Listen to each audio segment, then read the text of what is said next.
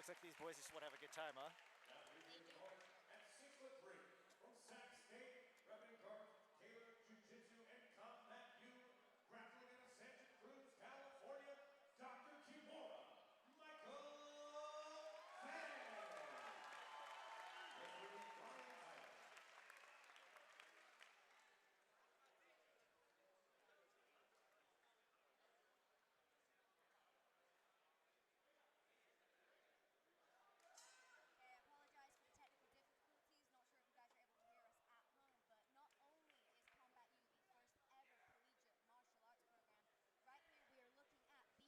heavyweight historian, a historian out of Grand Valley State University, against Michael Van, Sacramento State's very own Dr. Kimura, a history teacher. Right there. Got an overhook. Oh, passing straight to side control. He's looking to pin him down, try to implement his crossface.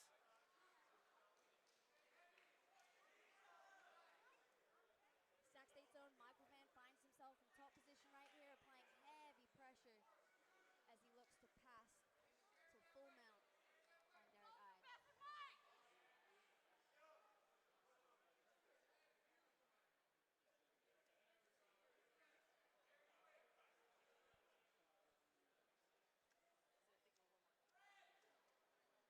Looks like he's trying to frame on his face, but he wants to get his hips out so he can possibly insert a butterfly hook.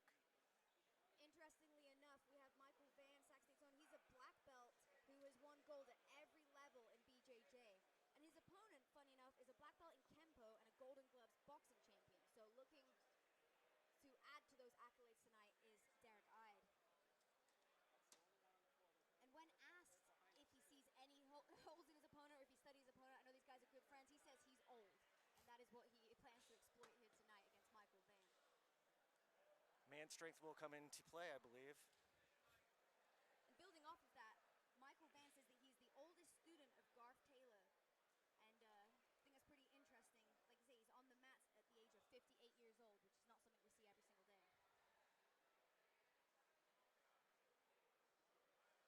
I think he's setting up a Kimura.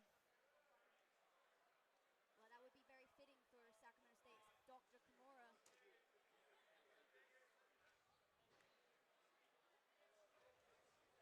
Tonight we have 9 grappling matches for you guys at home. Those will be 1 round, 5-minute round, submission only style. Should we see the full 5 minutes and go to distance, it will be referee's decision. I am joined by Sam, also known as Robot, due to his creation of the infamous Robot, and he is going to impart some of his black belt wisdom here tonight for the first 9 matches. Looks we pass from half guard up to north-south.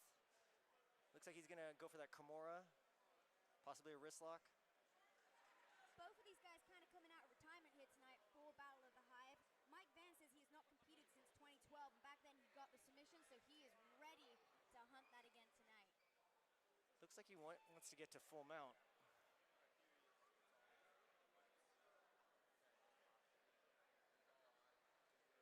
Very calm and composed from Mike Van here, making sure not to lose any position. Goes to pass a couple times, but choosing to secure position instead. And he did say that his goal tonight is to use his 26 years of wisdom on the mat, and he does that as he secures the Kimura against Hive. I believe it was the Kimura. I didn't quite have the vantage point from down here.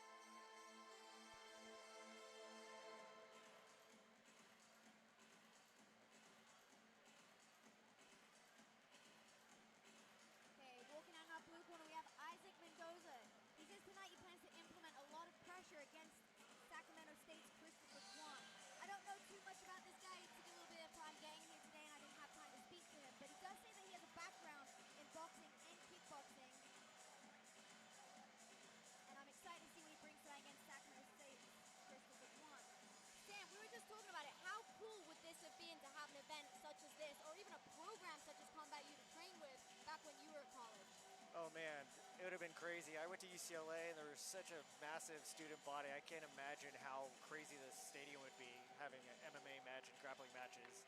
Only thing we had was a club, and there was only like maybe 20 people there, so this would be insane. And building on what we're talking about with the Sacramento State's Combat U program, we have Christopher Kwan now. He's 0-1 in grappling, doesn't have a lot of experience behind him, but he has been training wrestling, karate, Muay Thai, and MMA prior to even joining the program. He credits his coaches, Joseph Morales, Alex Sandoval, Josiah, Mikhail, and even myself. He trains under me with the MMA program. He considers himself to have a wrestling-heavy style, and he's going to be looking to implement that here tonight against his opponent, Isaac Mendoza. Interestingly enough, he says his fight name is Foofer. I'm not too sure where that comes from, but exciting to see one of Sacramento's Christopher Kwan. Submission grappling will move to the next bout. Introducing first of contest, representing Jiu-Jitsu and Dreams from Concord, California, Isaac Mendoza. And now this is Mark at 5'7" from Sac State, representing Combat U. He hails from Sacramento, California, Chris Foofer Kwan. Referee Kevin Schrader.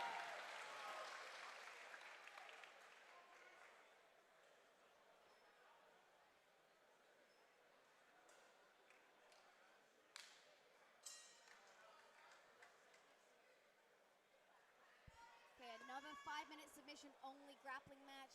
Christopher says that he's been away working on his wrestling and his top pressure, so both of these guys intending to implement a very pressure-heavy style here, which I feel like kind of favors these cage matches, don't you think, Sam? Oh yeah, for sure. Oh, he's going for a double leg. They're doing a lot of hand fighting. Looks like he wants to snap him down or maybe get a front headlock.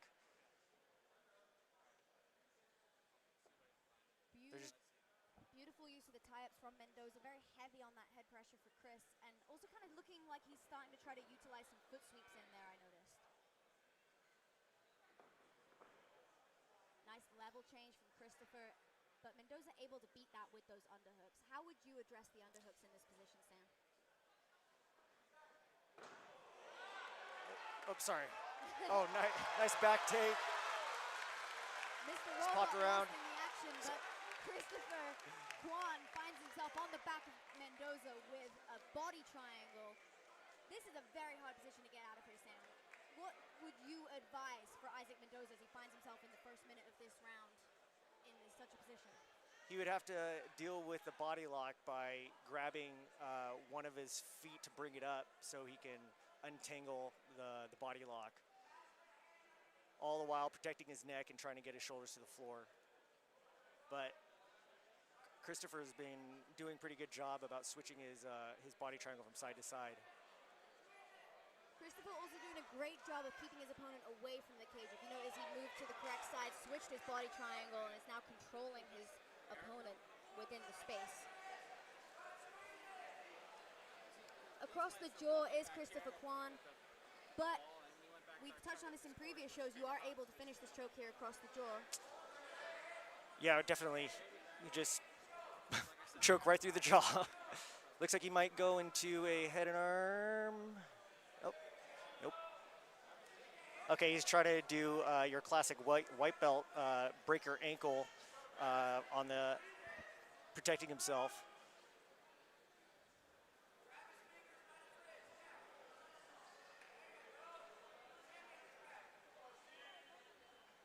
Let's see if he can get his arm underneath the chin. Looks like he's working at it. Oh, Isaac Mendoza good able escape. to turn around and chooses to build back up to his feet.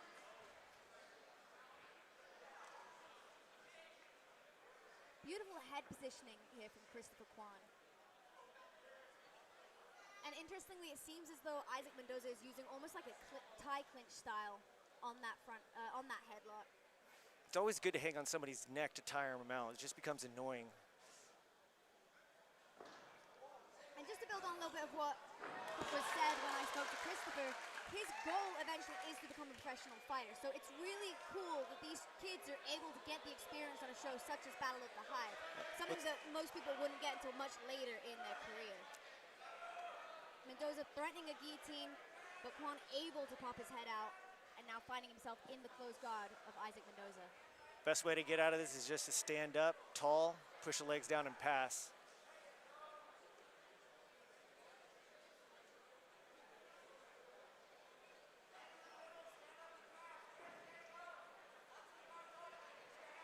Just to touch on some of the corners of Christopher Kwon, we have Joseph Morales yelling right now, yelling his guidance. You know, there he goes. I'd say new to the UFC, but he's now got one win within the UFC, a very dominant performance, and Combat U's head jiu-jitsu coach. So what a standard that they're holding here at Sacramento State. He almost got to his feet, but he didn't stand all the way up, so he was able to get dragged back down. Normally you want to stand all the way up till your head's pointing to the ceiling. Then it's a lot easier for them to push the legs down and for them to use gravity against them, so they just basically fall off. So right now he has to stand up tall.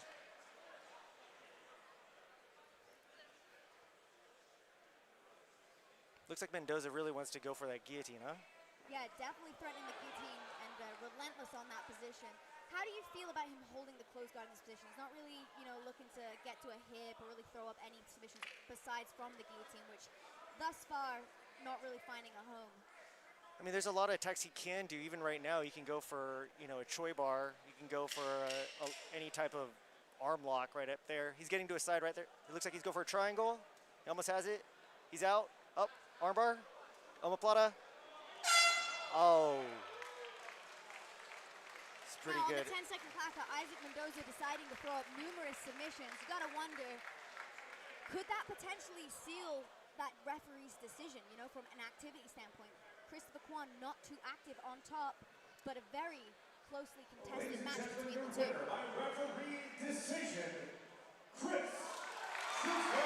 Chris definitely got that because of the 2 takedowns, right? Yeah. Although Mendoza had, I would say, more threatening attacks. It was only very brief and at the end.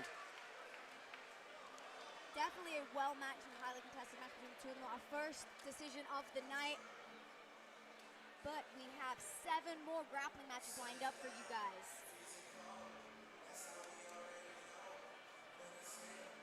Well, his coach is Cody, so you know he's going to be good at takedowns, right? Cody's a great wrestling coach. Yeah, definitely. That's one of the benefits of this program. You know, Christopher is able to work with the likes of Cody Linton for his wrestling, Bopo Morales for his jiu-jitsu. We got Josiah McHale for kickboxing. He's one of the guys that's really capitalizing on this program and gaining experience in all facets of the sport.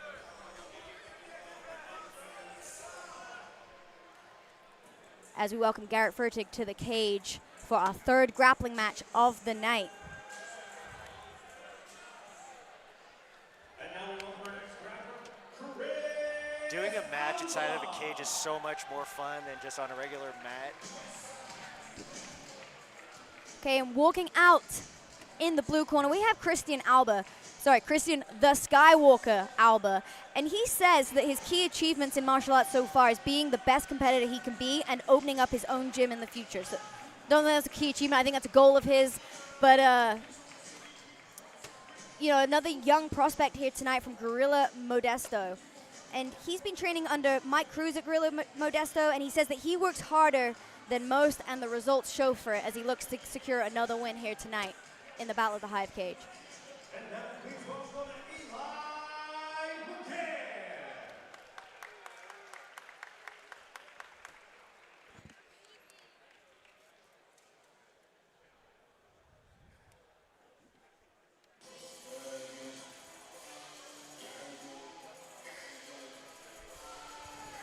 Another one of Combat U's own, Eli McGann, in your red corner. Crowd's going crazy as he makes the walk. Quite the character, a man of very few words. He was asked 12 questions today, and I got a total of 2 words out of him. He said he's got a background in wrestling, and when he was asked about his opponent, he said no. So a very interesting character, to say the least, as he makes the walk here for the first time to the Sacramento State Battle of the Hive cage. In his corner, we have, as we mentioned before, the Combat U coaches, Cody Linton and Joseph Bopo Morales. I'm really excited for this match, Sam. You know, and two highly touted prospects within the area, and yeah, what a way to start off our card here tonight for the grappling matches. I feel like he's going to do all his talking in the cage, huh?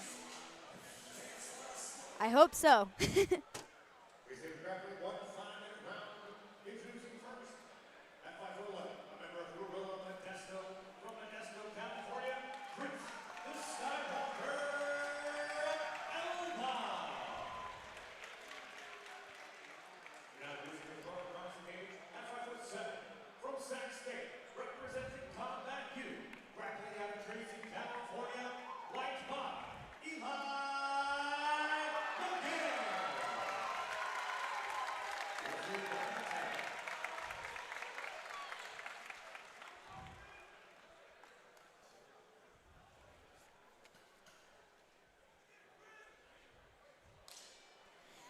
Eli McGann, quite the showman with his walkout, but Christian Alba says that he plans to make this match exciting and undeniable.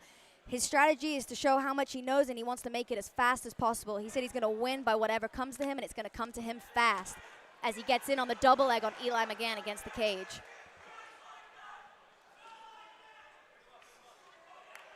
Looks like he got to overhook on one side. Definitely wasting no time with Christian Alba, secures the takedown, immediately looking to hunt the head as Eli McGann able to build back up to his feet. Great escape. And this is the benefit that Christian Alba has coming into this. You know, he's got a background in MMA, so he's probably a lot more familiar with this cage scenario than Eli McGann, who trains predominantly in jiu-jitsu and wrestling. What do you think, Sam? Do you think the cage plays a benefit? Yeah, it's, you know, he's familiar with it, so I'm sure it does. He can bounce off the cage, he can use the cage, wall walk off the cage. Not something we often deal with just a regular man, right? Yes, definitely.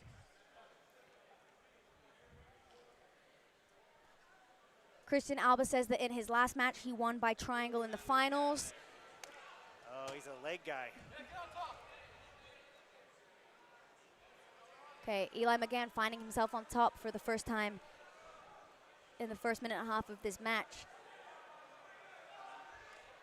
But as you mentioned, Christian Alba with a strong grappling background as well as MMA background definitely still poses a threat off of his back in this closed guard position.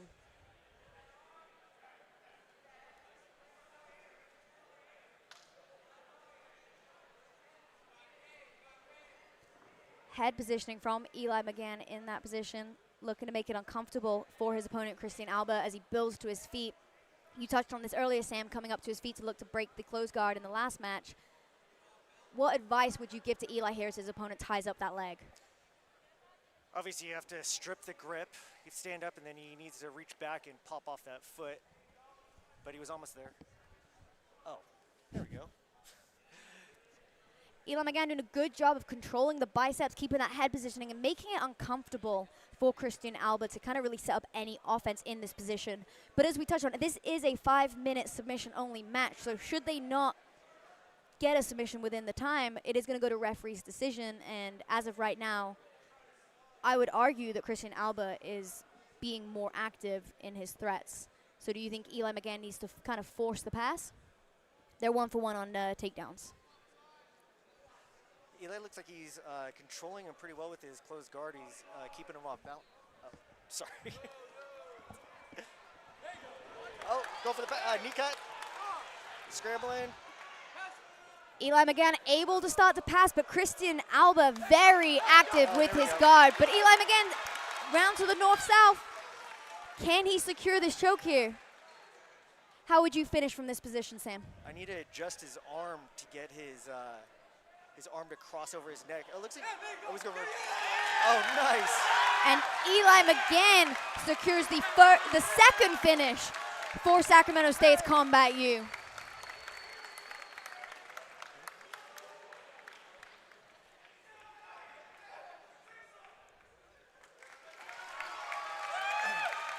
It's a great looking Darce, huh? Must got a pretty good grip on him because it didn't even look like it was in a good position, but he still was able to finish it.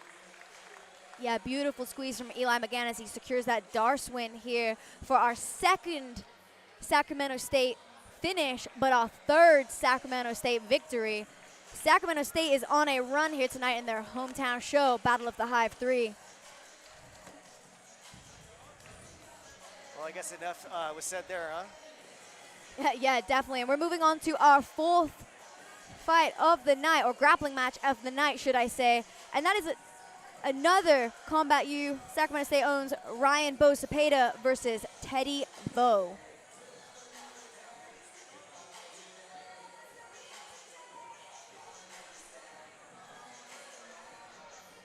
I believe I made a mistake. Actually, we have a female grappling match. It's our only gi match of the night as Garrett welcomes him in.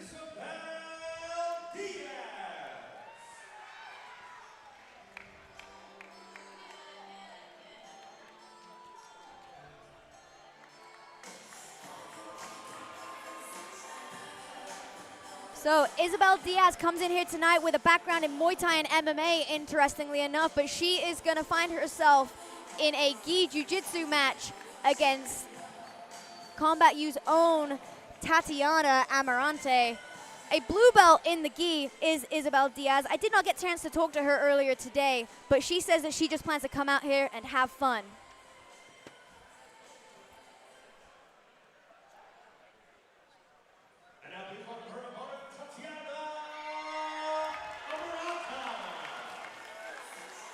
Tatiana Amarante coming out of the red corner. She is the first All-American Division I collegiate champion, a purple belt in the gi, and she also podiumed at IBJJF Worlds at blue belt. So very experienced within the jiu-jitsu realm coming in here tonight.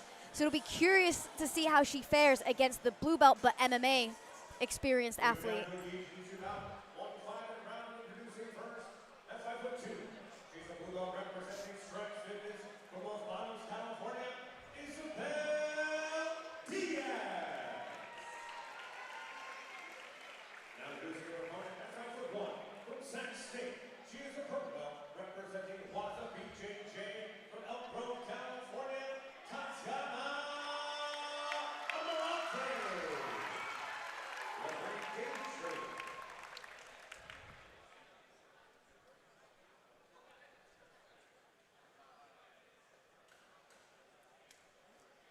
Tatiana Amarante describes herself as a technical grappler who likes to play guard. And both of these girls are on the smaller side, and they're very fast with their scrambles from what I've seen. Immediate with the guard pull is Tatiana Amarante. Oh, nice sweep. And this is what we saw her do at the Collegiate Nationals. She pulled guard, but immediately swept her opponent and started hunting for that submission. So definitely strong with her sweeps from guards is Tatiana Amarante. An interesting note, Isabel Diaz took this on 1 week's notice, so not a lot of time to prepare for this match.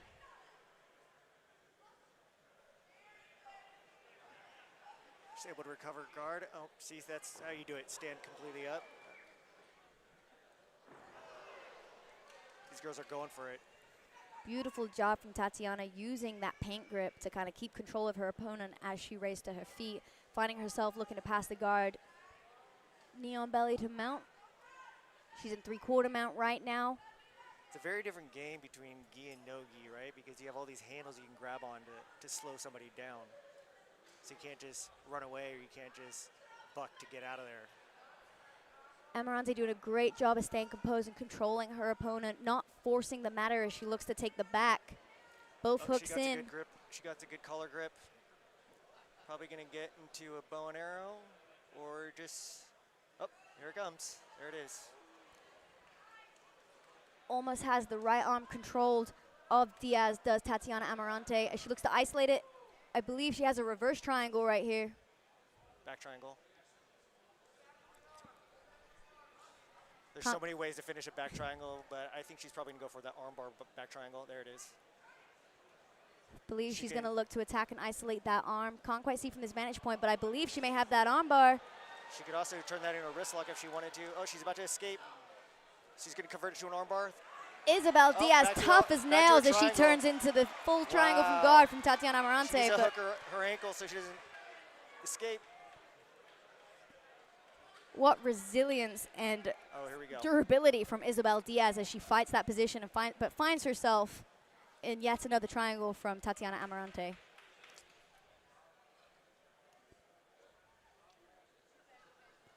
Beautiful flow from both of these girls, transitioning from one position to the next, and likewise with the submissions from one to the next, as Tatiana looks to isolate that left arm of Isabel Diaz. Still in a mounted triangle, though. Oh, man. What heart this girl got. What composure from Isabel Diaz. I feel like many lesser would have tapped in those submissions, but she stayed persistent and was able to find herself back on top against Tatiana Amarante. Oh, she likes that half spider sweep, huh? Second time she did that. Tatiana looks to be setting up another triangle, but realizes she doesn't have it, and back to playing her open guard. As you touched on, looking for that spider guard position. Here it comes again. Into a triangle. Wow. What she wants to do is make sure she puts that triangle on her ankle, not on her foot, because she doesn't want to ankle lock herself. And if you're in the corner of Isabel Diaz, Sam, what would you advise to stop her from getting in those triangles? Posture. I spoke too much, and Tatiana Amarante able to secure the Kimura win from that triangle against Isabel Diaz. What a performance from both of these girls. Defending the triangles, you got a posture. When you get armbar, you got to stack. You have to go back and forth until you're out.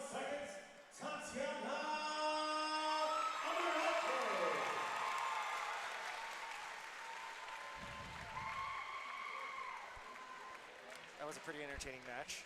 Beautiful match from both of these girls. Both with, brilliant technique. Isabel Diaz with threats of her own, able to persevere and weather that storm until Tatiana Amarante was able to secure that Kimura right at the end and secured the 4th victory for Sacramento State's Combat U. What a turn of events. Not the most successful night at the first Battle of the Hive, but going 4-0 on the third. That's just a testament to the improvement of these college kids with this program. As we welcome Garrett to the cage to announce our 5th grappling match of the night.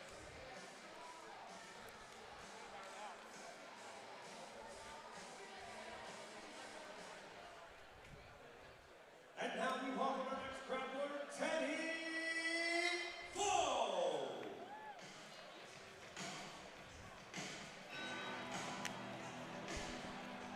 In your blue corner, we welcome Teddy Vo to Sacramento State's Battle of the Hive cage. He's a judo brown belt.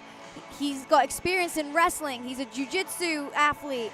And he says that his style is very much described as quick moves and good pressure. He comes up against Sacramento State's Ryan Bo Cepeda, but with a brown belt in judo behind him, I apologize. You got to think he's confident stepping in the cage against Combat U's wrestler. Well, he's going to be standing tall, which judo players usually do, so he has to be careful because the wrestlers are going to want to go low and attack the legs. And he's going to get his underhooks to jack the guy up so he can, use his judo techniques. And now please welcome Ryan Cepeda. Yeah, and just to build on that, Sam, as we welcome Ryan Bo Cepeda to the cage, you got to think, whilst he does have that brown belt in judo, he also does not have his grips here tonight, as we are back to the nogi. Do you think that will come into factor as he faces the wrestler Ryan Bo Cepeda here tonight? It'll definitely be more challenging, but there's still a lot of crossover just because they know how to position their body and how to get where to get their leverage from. So although it's not one-to-one, it's still very useful technique. Ryan Bo Cepeda, a grappler through and through with a background in wrestling and jiu-jitsu.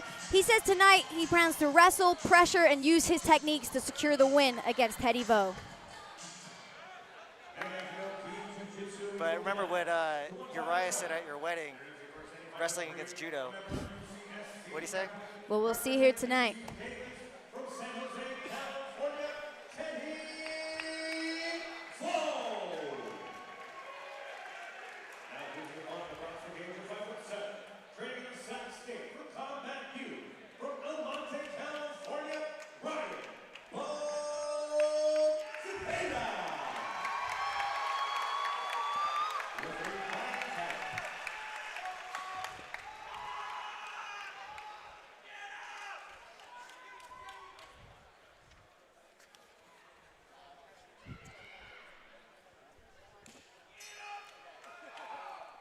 when asked about his opponent, Ryan Zepeda said, I got no idea who he is. I'm going to wrestle him, and I'm going to keep that pressure. Easy dub. But he has a tough opponent against him here in the brown belt, Teddy Vo. Oh, goes for the judo throw. There's that judo we were talking about from Teddy Vo. Except for he have a gi to grip on, so it's a little harder. But Ooh, he's bringing a lot of throws into play. beautiful scrambles from both of these guys. As Teddy Vo finally finds himself on top, looking to get the guillotine on Zepeda, but decides to release it and control the mount position. Zepeda doing a great job of leg pummeling in this position, not allowing Vo to grapevine those legs. Are you a fan of the grapevine in the mount position, Sam? Grapevine sometimes, but I like to lock my ankles together so I can use that to drive my hips down. Creates a lot more pressure.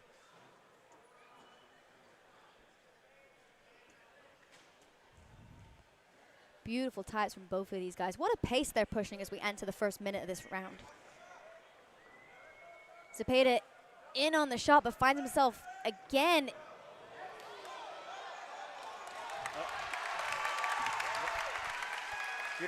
Beautiful reversal. He was in a front headlock and he was able to switch it around. So now he's Zepeda now finding himself in top half position on Teddy Vo. And we finally see the pace slow down a little bit now. What a high pace we saw for that first minute and a half of this round. Looks like he's in lockdown, so we can slow him down. He can use a lockdown to either sweep or possibly go underneath to get into like a banana split. It's really annoying to deal with the lockdown. You have to bring your feet up to block it. I did a good job escaping that. Zepeda almost able to pass the guard off Teddy Vo, but Teddy Vo escapes out the back door, looking seemingly to set up a back take, but finds himself back on his feet against Ryan Zepeda. And we're back into these collar ties. Ooh, toss attempt from Teddy Vo. And there's that lack of grips that we touched on. Slid straight off and unfortunately ended up giving up his back too. I believe that's called a sacrifice throw. And usually you can do that pretty easily with a gi on because you have handles to hold on to. But this is such a back and forth match right now. Yeah, now we see Teddy Vo back in the mount on Ryan Zepeda. This is such a back and forth match with some phenomenal scrambling. A good way to slow him down right here is if he was to lock his feet together and then drive his hips to the floor. Then he could use his hands for balance and it would stop the sweep. But since his hands were busy holding onto his head, it's easy to sweep the guy over.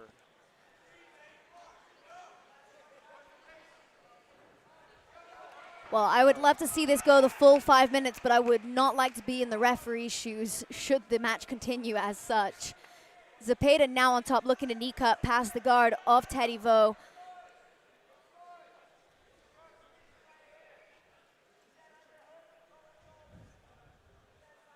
Well, when Teddy Vo said that he has a lot of quick moves, he's definitely showing those here tonight. There's plenty of opportunities to get a crucifix. Ooh. Into an arm lock. Oh, lost it.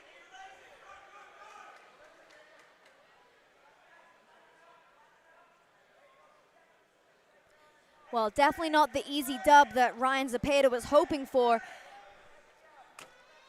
But now he finds himself with that arm isolated in a crucifix position almost.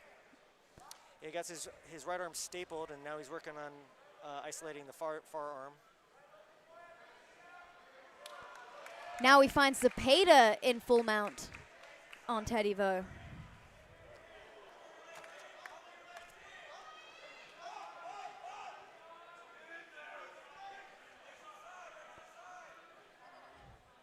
Just under a minute left to go for these guys as Teddy Vo almost gives up his back, but Zepeda riding high. Can he isolate the arm and get his hips back? There he goes, shuffled around just in time. You gotta dig his feet in, display the chicken. You got one side.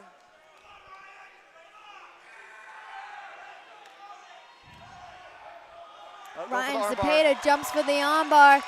Can he secure this in the last 30 seconds of this match? He needs to pull his wrist, not his elbow joint. If he could reach and grab his hand, you'll be able to finish it. There he goes. Now he's grabbing his, oh. And so saved by close. the bell is So Teddy close. Vo. What a match between these two. Very, very closely matched. What a testament to the A1 Combat matchmaking team. Or Battle of the Hive, I apologize. As Ryan Zepeda secures the referee's decision. The reason why he wasn't able to finish it is he was tugging at the fulcrum when he needed to grab at the end of the lever, which is his wrist. So if you're pulling on an arm bar and you're pulling at the elbow joint, it's going to be very difficult to finish. So you want to go all the way to the hand or the wrist and then pull from there. And then there's always opportunities to wrist lock when you're up there anyways. Sacramento State now 5-0 as we enter into our 6th grappling match. But if that match was anything to say, these college kids are not given easy matchups here tonight. So what a testament to the improvement that they are making with their coaches within their disciplines. So we are moving on to grappling match number 6 out of our total of 9. And then we have some MMA action lined up ready for you all as Garrett enters the cage to announce our 6th match.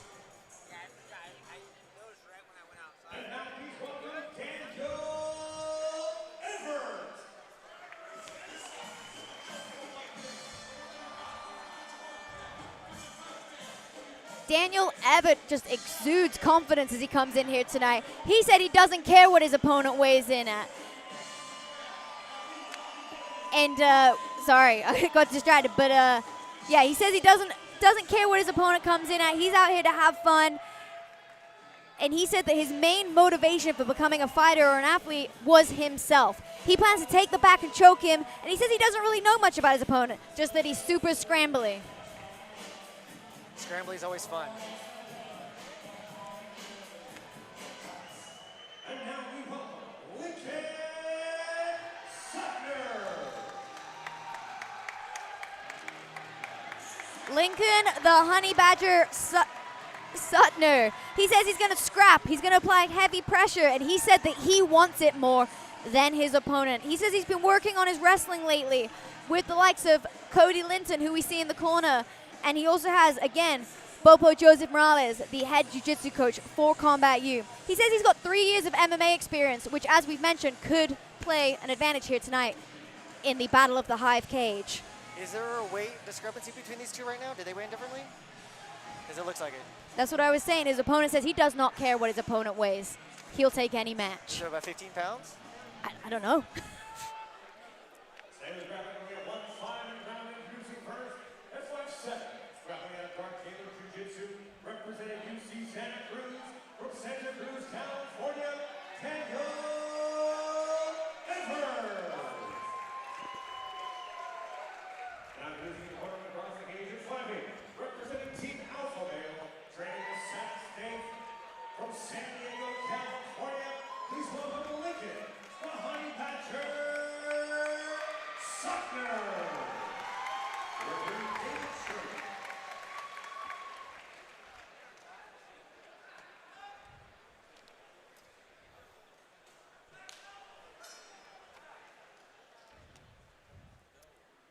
So Sutner says that his stand-up game is solid and he wrestled at a D1 college, thus talking about his opponent, but he says that his BJJ is better. Interestingly enough, his opponent choosing to pull guard despite holding the wrestling resume,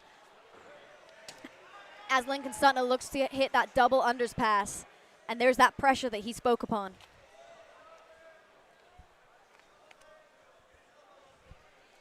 Well, if you might as well use that weight advantage by driving it right into him. That double under is a great way to do it. Would you say that perhaps it was an energy conservation decision from Daniel to pull guard against the larger opponent of Lincoln Sutner? It looks like he's really comfortable in his guard, so he's already attacking the arm. Daniel Everett already posing a threat to Lincoln Sutner as he looks to isolate the arms, and very quick in this guard position is Daniel. Look at he snatches his neck really quick.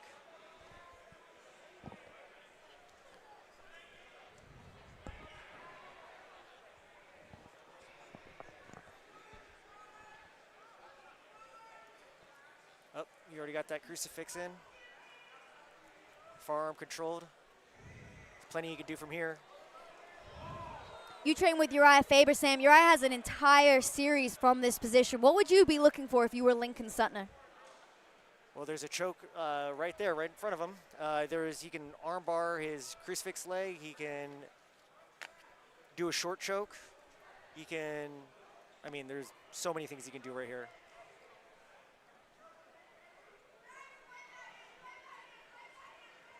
Personally, I would probably get a seatbelt, take his back, like what just happened right here. He must have heard you, Sam, as he looks to hunt to get those hooks in on the back of Daniel Everett. Looks to be squeezing that choke. I'm not sure if he's over the chin, but he gets the tap. Lincoln Sutner with the 6th Combat U victory and another submission. These kids are tough. Your winner by rear naked choke in 2 minutes, 11 seconds. Lincoln, the Honey Badger, Sutner.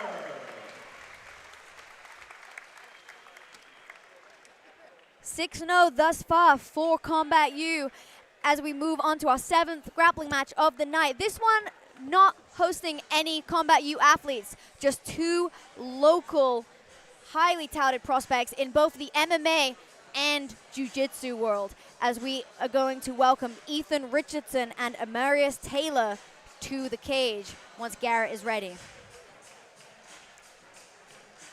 Ethan Richardson is 2-2 in MMA, and he fights out of Team Alpha Male, but he's also a purple belt in Jiu-Jitsu, and his opponent, Amarius Taylor, 4-4 from Klingen's martial arts. Ethan is really good at grappling. He's super scrappy. He has a nasty rear naked choke. He got these really sharp bones on his forearms that don't feel good. Well, we spoke a little bit about Ethan Richardson, but here we welcome Amarius Taylor. Like we mentioned, 4-4 in MMA, and he's looking tonight to show his capabilities in the Jiu-Jitsu realm. He was a former A1 Combat title contender. He did not win the belt, but he said, not yet. He's coming for that. Oh, this is going to be a fun one. And now please welcome Ethan Richardson.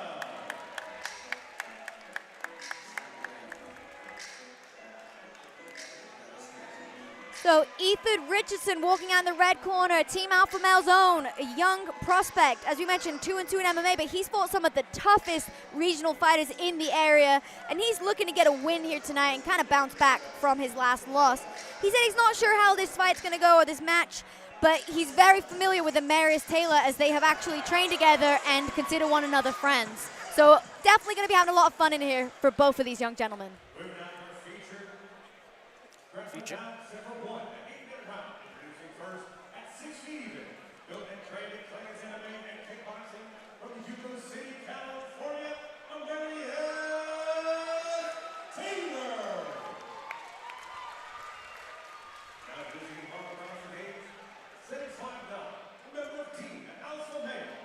Sacramento, California, Ethan, the Ethan Richardson. Referee Brian Tyler.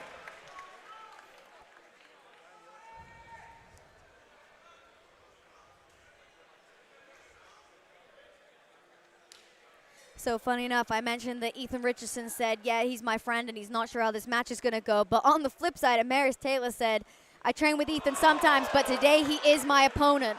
All love, but he predicts a rear naked choke or a flying triangle as he gets a massive lift to start off this match here. Ethan's been teaching a lot of gi recently too, so we'll see if that's been helping him lately. Oh, he jumps up for a flying triangle. Both of these guys definitely leaning more towards the flashy side of jiu-jitsu. I think it's mainly because they're not worried about getting punched, so they can do that. And that is probably a luxury of coming from MMA to jiu-jitsu. You feel a little bit safer, as you said. But both of these guys with experience in the cage, this will probably be some of the most cage wrestling that we're going to see tonight from the grappling matches, as both of these guys are very comfortable in these positions. Double leg attempt from Amarius Taylor, looking to potentially lock his hands around the legs of Ethan, switches to that body lock, and he's doing a great job of keeping his head positioning here. Well, they're both very experienced, like fighting against a cage, defending and attacking. Beautiful ankle pick as Amaris Taylor finds himself on top of Ethan Richardson. Looks to pass the guard. Richardson doing a great job of regaining that close guard. And Richardson has a lot of success off of his back. He's always very active. He's hunting these triangles. He's throwing up submissions. And both of these guys push an incredibly high pace. There's that triangle I spoke of, but Amaris Taylor wiser.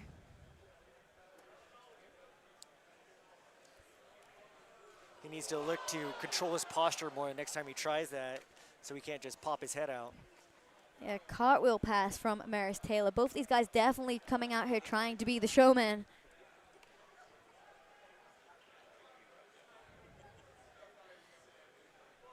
And it's really great to see Combat U providing this platform, not just for MMA fighters, you know, not just for wrestlers, for jiu-jitsu athletes. They're building platforms for athletes to build experience in all areas of martial arts. And what a way to warm up the card tonight. You know, we have several MMA fights later tonight, which will be incredibly exciting, but these jiu-jitsu matches have just been at such a high pace as Amaris Taylor chooses to roll out of a guillotine attempt of Ethan Richardson. Oh, that was close. He had a high elbow guillotine, and obviously it was tight, because that's why he had to flip her out as quick as he could. Beautiful back take from Ethan Richardson, and he moves with just such fluidity that I think only comes from... Oh, he got his body triangle on already. Let's see if he can flatten him out. Now he's going to start digging for that neck. As I was going to say, I think the level of comfort and fluidity of both these guys just comes from that experience both in and out of the cage. Both of these guys, you know, living the life of a martial artist, training and here comes constantly. that form I was telling you about. That's a wrap. It just slices through the neck, even the chin. There it is. As Ethan Richardson, Team Alpha Male's own, secures the rear naked choke victory here tonight against Amaris Taylor. I'm telling you. Ladies and gentlemen, your winner by rear naked choke, 3 minutes, 15 seconds, Ethan Richardson.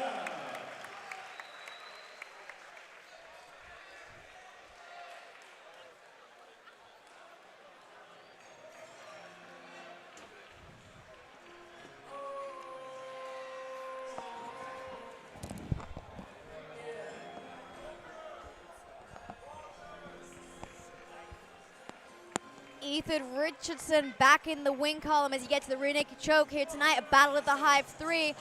And next up, we have our second female match of the night as we await the entrance of Garrett Fertig to the cage to welcome your ladies.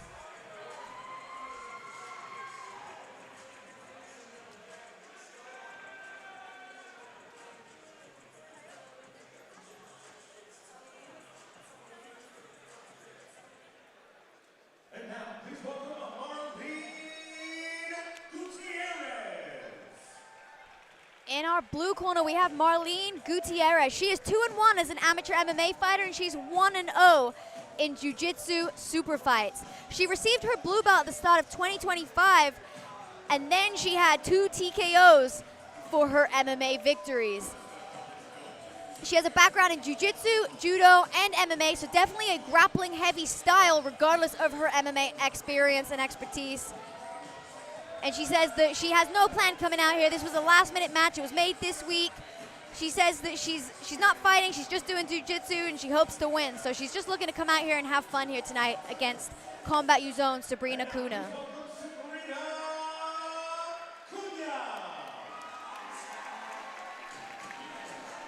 Sabrina Cunha was the NCAA national champ. She was one of Combat U's first ever national wrestling champions, and she plans to bring that wrestling here tonight against her opponent.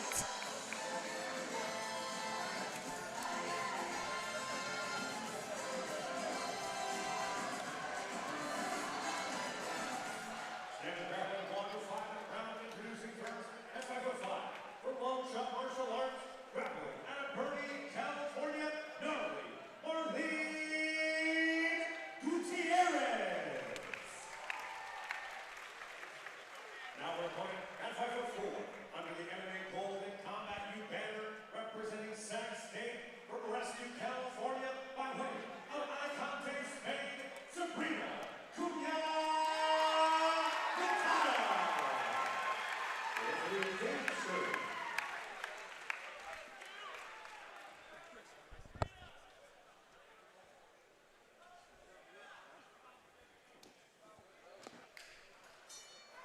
Definitely two different mindsets on these girls in our grappling match, our 8th grappling match. Gutierrez saying she just wants to gain experience and learn. And Kuna coming out very calculated. She says that there is a wrestling skill gap and that she has a good opportunity to take the back while standing, get the takedown early, take the back, and secure a rear naked choke victory. She said that martial arts is the thing that wakes her up in the morning. It is the thing that motivates her day to day.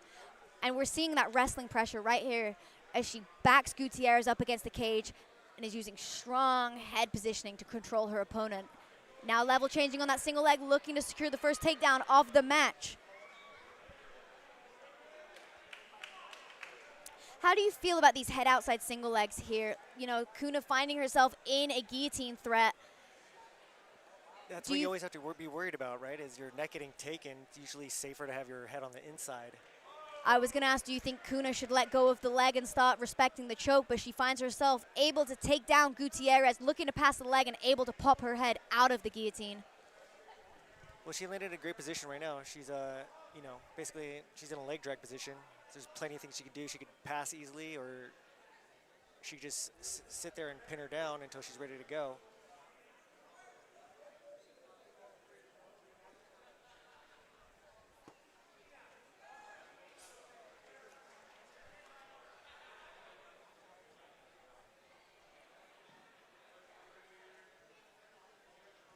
Looks like she recovered, and now she's into Z-guard.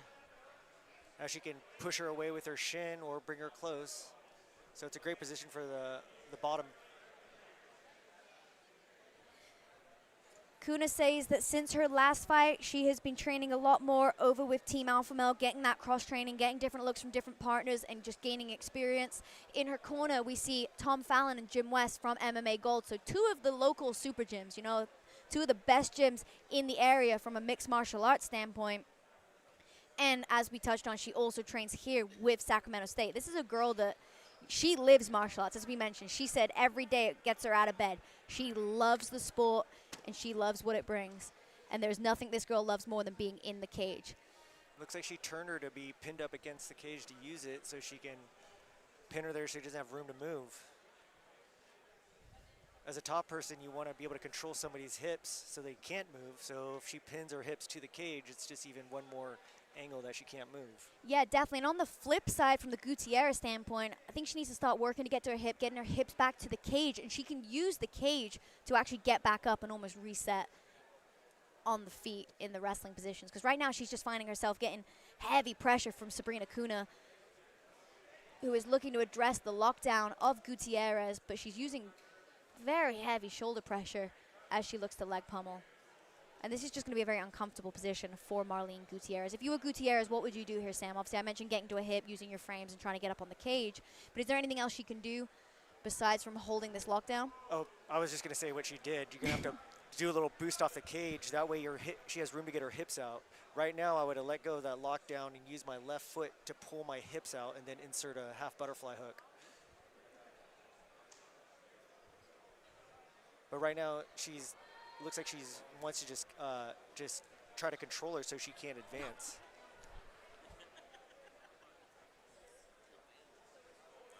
Sabrina Kuna's doing a great job here with that shoulder pressure and just kind of making life miserable for Marlene Gutierrez.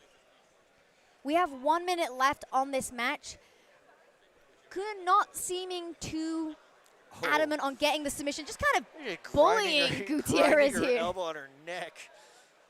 It's not technically illegal. Little mean, but I think Sabrina Kuna is not someone that shies away from being mean. I don't think she wants to be friends. Yeah, I've seen enough of Kuna's fights to know that she's always down. She's a scrappy little thing. She's a cold and prickly.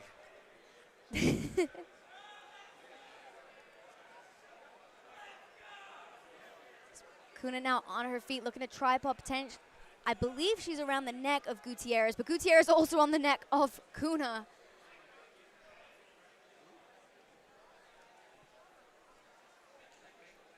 If she can get her ear to her to the belly, she could be safe, but she's in that zone where it's easier to get choked. 10-second clacker as Kuna appears to be finally past the guard.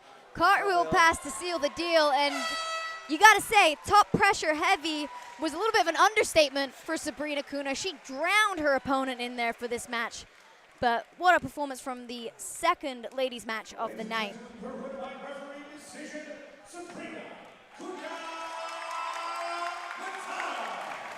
And Sabrina Kuna Matata secures the 7th victory for Combat U here tonight. Via shoulder press. Just pure pressure from Sabrina Kuna out of MMA Gold and Combat U. Whenever I want to do, you know, the shoulder justice, I make sure I dig my fingers into the armpit so I can get that really good grip on the lat, so it doesn't just slip out. So I can just really hold onto that handle, and as I pull the elbow back toward me, my shoulder automatically comes down for extra strength shoulder pressure. An honorable mention to the toughness of Gutierrez. She weathered that storm. You know, it was just relentless pressure, but she did not concede. She did not give up any negative position to Sabrina Kuna. Did unfortunately pass up on the referee's decision, but what a well-matched match between the two of them. As we welcome Garrett to the cage for our 9th grappling match of the evening. And now please welcome Anthony Weasel.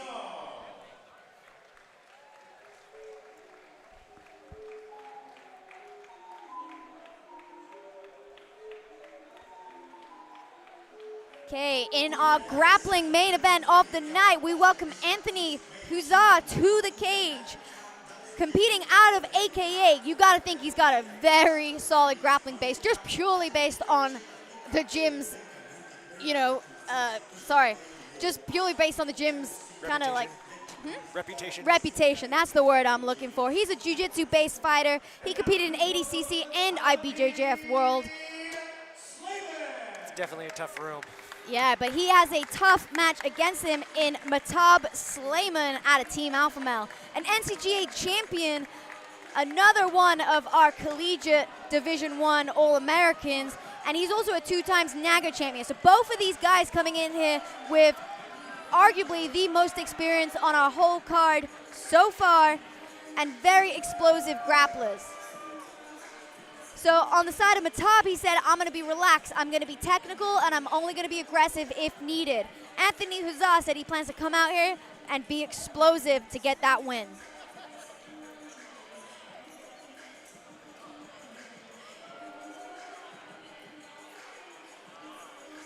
Interestingly, Matab says he's going to win by submission or decision. As far as I'm aware, those are the only options available to him anyway.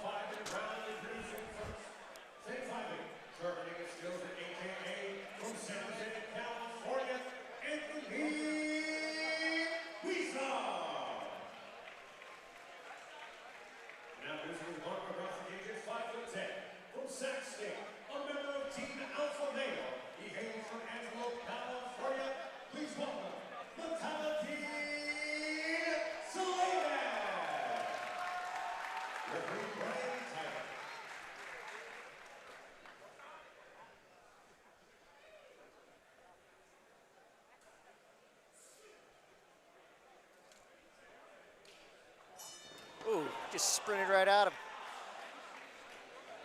Matab Slayman also representing the Combat U logo here tonight. This kid grew up in Team Alpha Male. I remember seeing him at, I believe, 14. And now we see him here tonight under the Battle of the Hive lights. I think he grew like 4 inches in the last, like, not even 12 months. I didn't even recognize him when he came over to the college. But yeah, already finding himself on the back of Anthony Huzzah is Matab. And I believe that choke is deep. That's across the jaw, but he's got a tight squeeze. If anything, he's going to get that jaw. How do you finish this through the jaw, Sam? Oh, he's in his neck. Oh, it's not even a full rear naked choke. He's underneath. I would shift my elbow to make sure it was directly in front of the chin, but I mean, he's in a great position right now.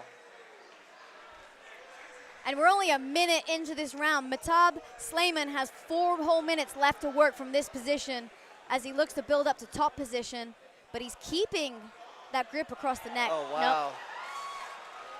Nope. Toughed it out. I was going to say, how tough is Anthony Huzzah to weather that storm? Hopefully he didn't burn his gas tank with that squeeze. Matab Slayman now finding himself in mount, opts to exit the mount. Setting up the straight ankle. Straight ankle locks and knee bars are legal in these matches. No reaping, no heel hooks, no twisting submissions at all. Almost following kind of like a blue belt rule set. Who's attempting to jump guard, but Matab Slayman staying calm and composed and retaining top position.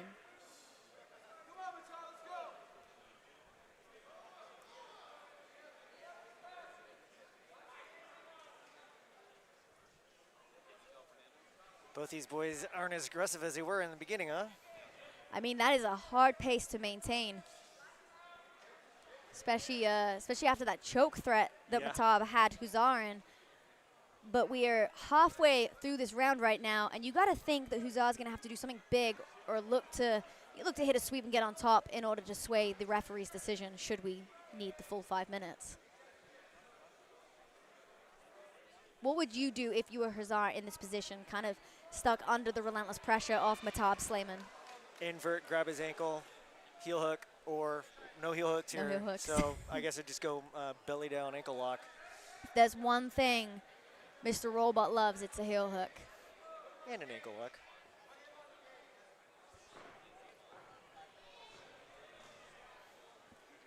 Heavy clubs from both of these guys as they look to break the posture.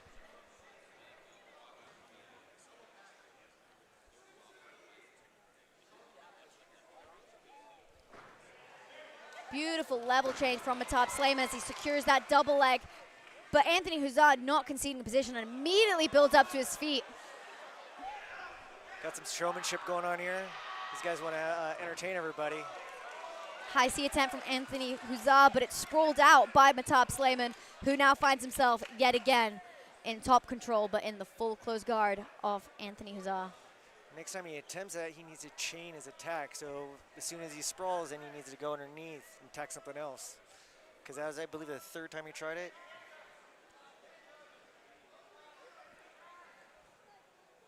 Matab Slayman in on this body lock, controlling the hips of Huzar, now looking to pass. Grab that ankle is like there all day. And since I touched a little bit on the rules, Sam, with the no reaping and no heel hooks, can you explain to the crowd at home what reaping even is? I know it's a very confusing subject for those that do not know. Reaping is basically when you can control the angle of somebody's knee. So if you're on bottom, they're on top, and you put your foot on the outside of their leg and then cross their hip towards the inside, that's considered reaping. In IBJJF, it's the line between the knee and the hip. If you cross that line, that's considered reaping. Because what you can do on the bottom is if you kick down, you can actually torque their knee and possibly injure their knee. So most competitions, they have a lot of strict rules on reaping and for competitors not to be able to do it. Flying armbar attempt from Anthony Huzar, but it's really hard to secure those when you're nice and sweaty. So we see this go to the referee's decision in yet another closely contested match.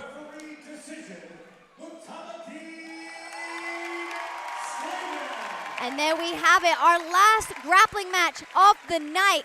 Matab Slayman secures the 8th Combat U victory. They went 8-0 in their hometown here tonight. And that's it for the grappling matches.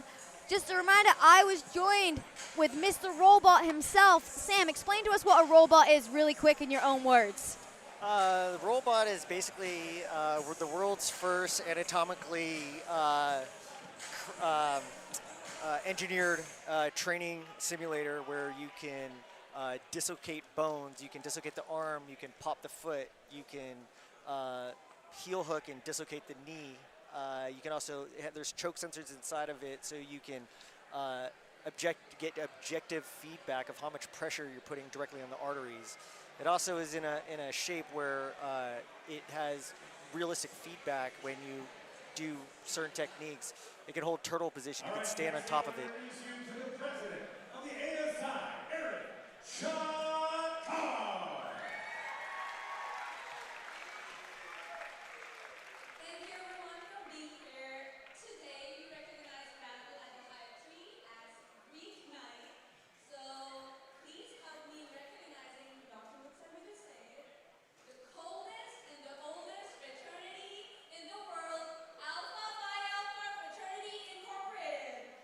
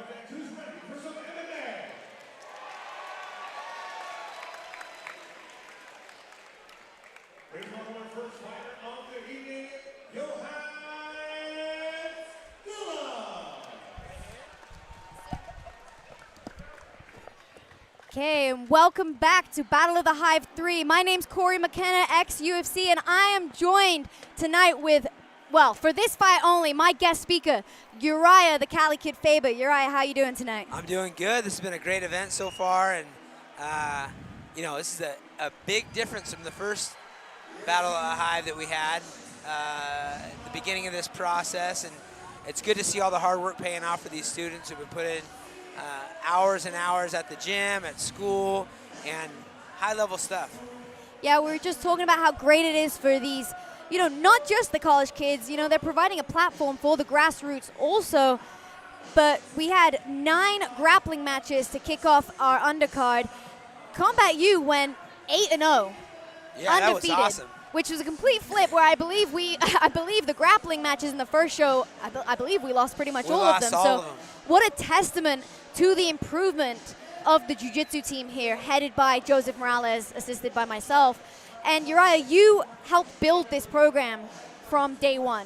How does it feel to see the growth? I mean, it's something that needs to happen, and we're doing this whole thing backwards. It starts out with the biggest level, the main stage, which is the UFC, and we move backwards now into college, right? So the college programming, it doesn't exist. We're the first ones to do it, and it needs to happen. The way that we've put this thing together is taking the disciplines of the cornerstones of the sport, offering them in college so we can pull these students that are from all over and giving them a platform to blend it together. Yeah, definitely, and what a platform you guys have built as we welcome Jack Goyao to the cage. We didn't talk much about his opponent. I don't really have too much on Johannes Philipp, fighting out a standalone MMA, already waiting in the cage for his opponent with a background in BJJ, Muay Thai, and wrestling. But walking out right now, we have Nexus Jiu-Jitsu's own 1-on-1 Jack Striker Goyo. In his corner, A1 Combat and Team Alpha Male's own Billy Brand. And he says he's been working towards his blue belt. He wrestled in high school. He wrestled for 8 years. And he's also had some smokers, which are, you know, non-decision experience bouts in striking. So he feels very confident coming into this fight. And he said that he will be working for the finish, but will look to dominate the whole fight should he not get that finish. Yeah, and you know, Billy, you know Billy as well as I do. That guy's very well-rounded. He takes a lot of pride in everything he does. And so if he's in the corner, he's going to have his best foot forward on his fighter there. On the other side, we've got Standalone. Standalone is an established gym in Northern California as well. It's one of those gyms that has put out some high-level talent, especially in the stand-up arena. So I'm curious if this is going to be a fight that stays on its feet. Is it going to go to the ground? I feel like we're going to see these guys dog it out.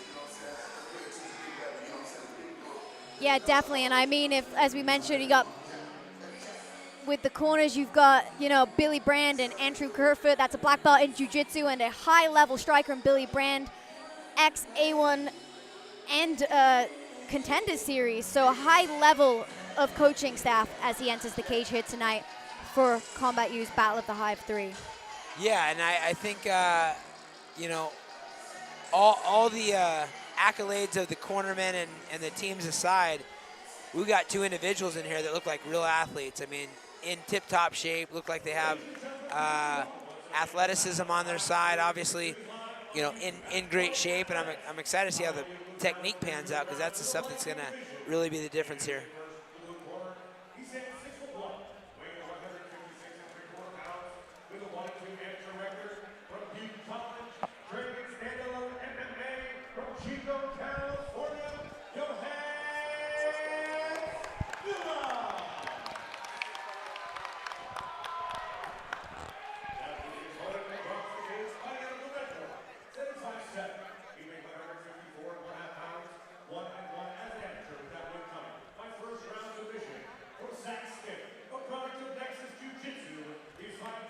Sacramento, California, ladies and gentlemen, Jack Striker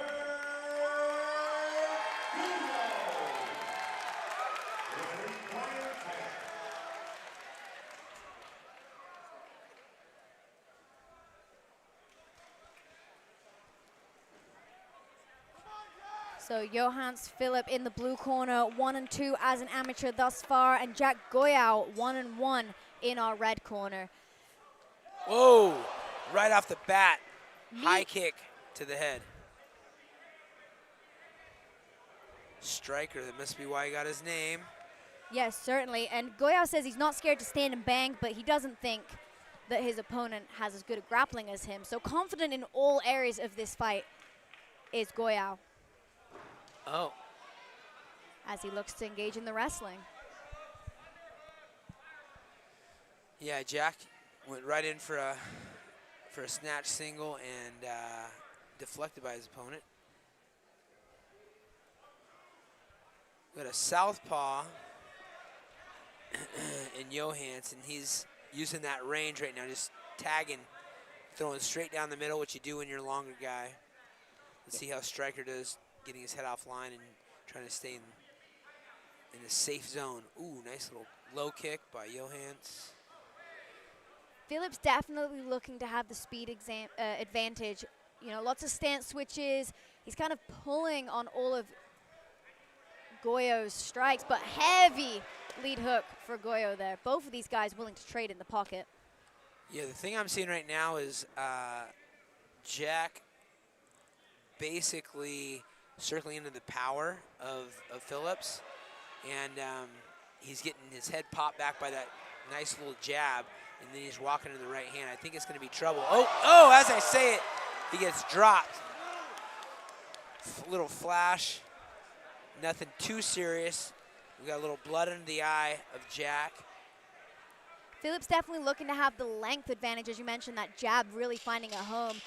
Would you advise that Goyo starts to use his punches to set up his kicks instead of using his individual strikes? Because he's now kind of missing on those kicks that he was having success with in the first part of round one.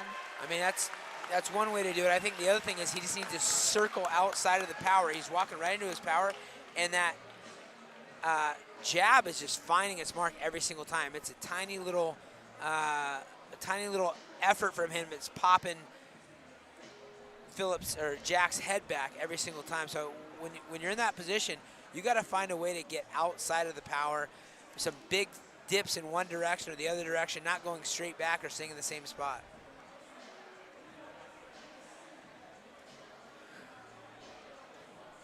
Can't hear what they're saying in the corner, but I would imagine Phillips' corner telling him to keep that jab going and keep punching right down the middle. I would think that we've got Andrew in there from Nexus Jiu-Jitsu, the owner of Nexus Jiu-Jitsu, and he's talking heavily to his fighter. I would think he'd want him to start doing some grappling.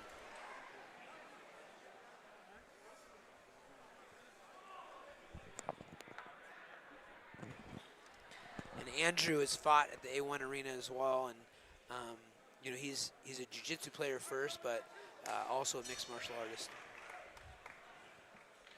Again, oh, there he goes. Okay,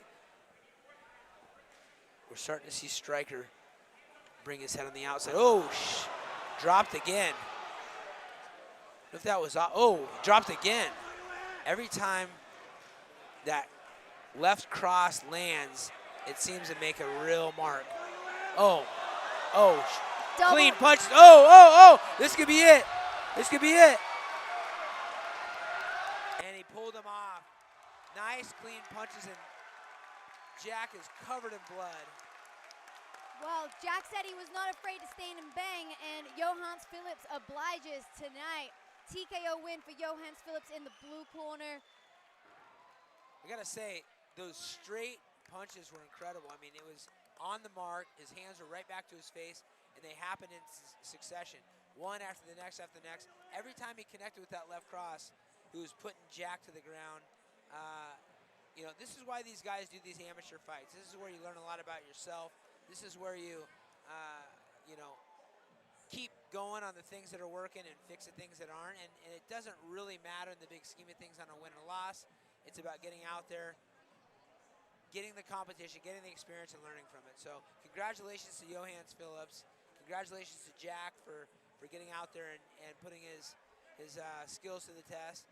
And both guys are going to come back stronger. Yeah, definitely a phenomenal performance from both guys. Plenty to learn. And we're about to throw it back to Garrett Furtick for our official decision for our first fight, MMA fight for Battle of the Hive 3 here at Combat U. All right, thanks for having me, Corey.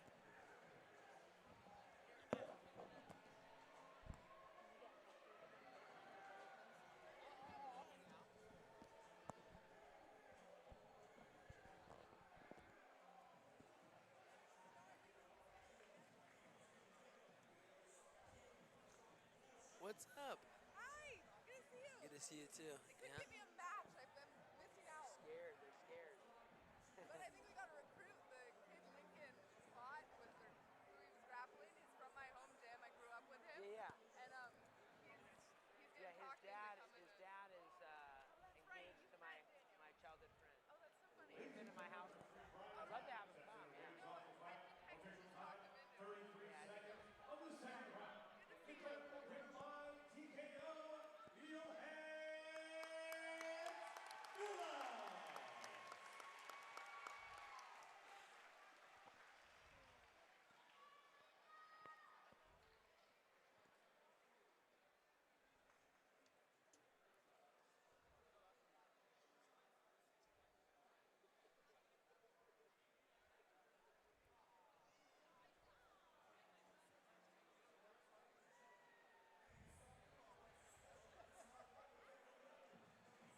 Okay, tonight we have 7 MMA fights lined up for you guys. Originally 8. We did unfortunately lose one of our matchups, but we had 9 grappling matches to kick off the card. You guys can go back and watch later, and we have 7 MMA fights to follow. Man, this night's going to be jam-packed, and it's pretty cool to see everybody that showed up tonight. We've got representatives from the teams around the greater Sacramento area all the way through Northern California. I know that on the west coast out in Point Arena, we had the first ever Combat High crew come out. They brought over 10 kids from the northern coast in Point Arena, California. They have a MMA program that their school is behind. It's pretty cool to see that complimentary programming at high school leading into a place like this, Combat U, which leads into the regional shows like A1 Combat, and of course the big show with UFC. It's really cool to see how the infrastructure of MMA is growing and to be such a big part of it. Yes, certainly. And what a way to kick off our card tonight. You're a dominant TKO victory for Phillips in our first fight.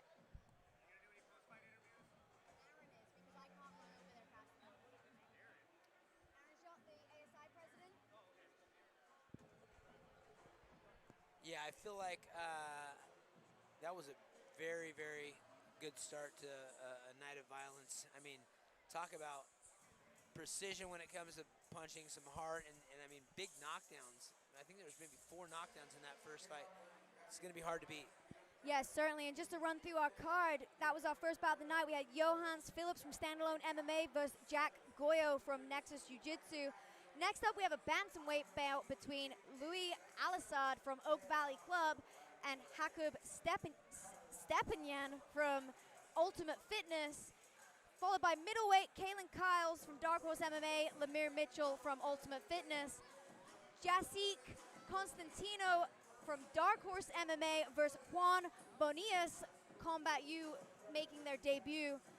Then we have Alan Mata from California Martial Arts Institute versus local ex-Combat U Ethan Krieger, followed by Nick Stemmet from AKA and Trent Evans from MMA Gold. And finally, in our main event of the night, we have Jared Rodriguez from Gracie Fighter Stockton versus Traven Wailua from Combat U and Team Alpha Male.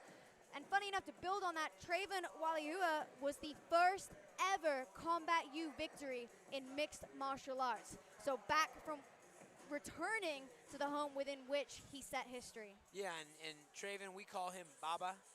This is his name that everybody goes by. He's got shirts all around the arena tonight represent. I mean, he's got some real star power. He's got that Hawaiian heritage. He has a wrestling pedigree, and he actually left his wrestling program to come be a part of Combat U.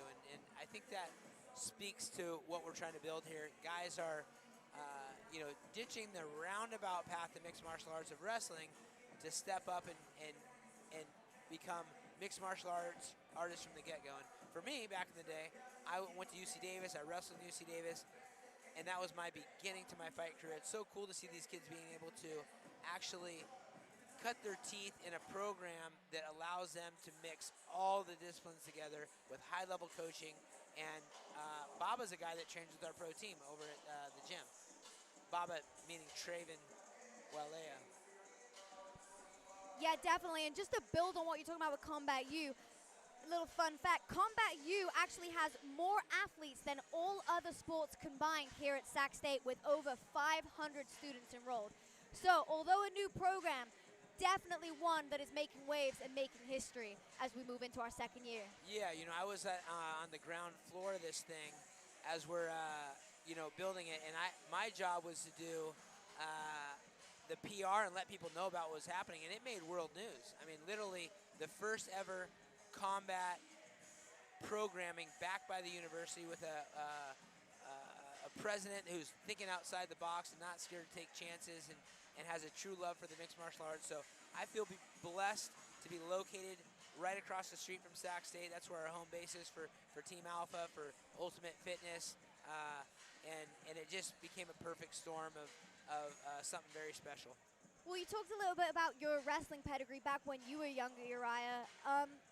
Now, Sac State is also part of something larger. We're actually going to be hosting the second year of NCGA, which is an NCAA wrestling style competition, but for jiu-jitsu. So we're now looking to create extra opportunities for other martial arts. Sacramento State won the team national championship, and out of that it got 9 NCGA All-Americans and 5 national champions in the first year back in, I think it was November. So really cool to see all platforms growing here as Garrett enters the cage to welcome our second fight of the night. And now, please welcome the Royal Star.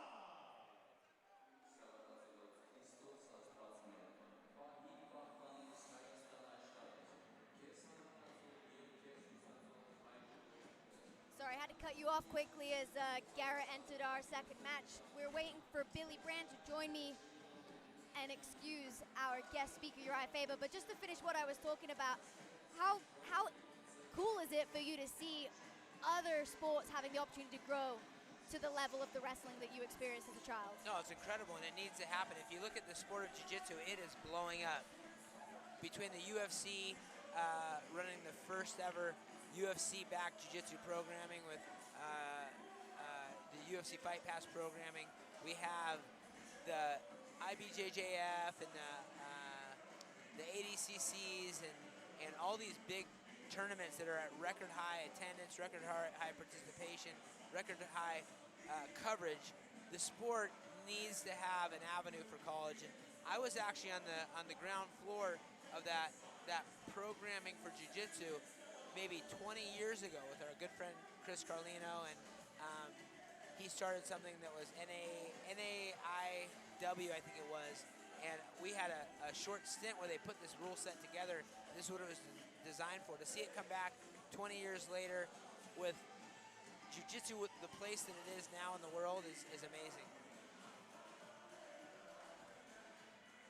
And now, please welcome his opponent, Hakan Stiponia.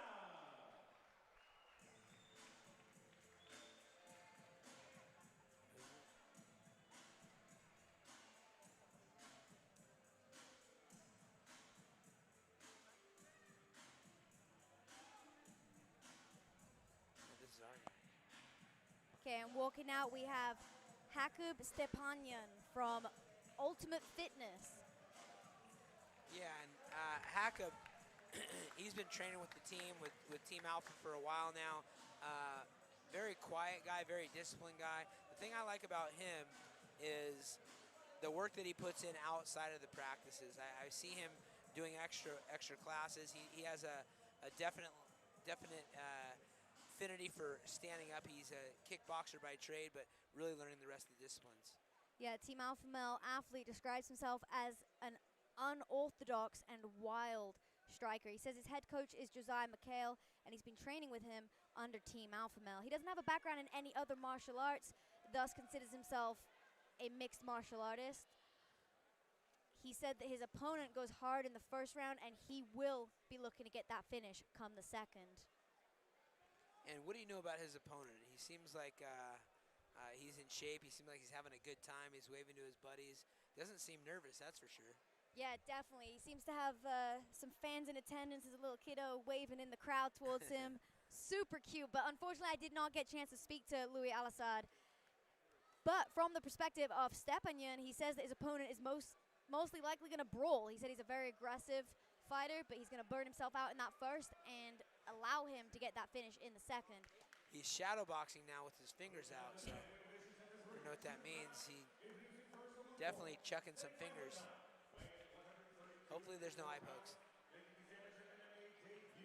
Representing Oak Valley Club, fighting out of Salinas, California, Lloyd Alazar. And visiting both across the game, fighting out of the red corner at 5'11", 133 and a half pounds. Also making his amateur debut, training team alpha male from Rancho Cordova, California, by way of Hurricane Armenia. Please welcome the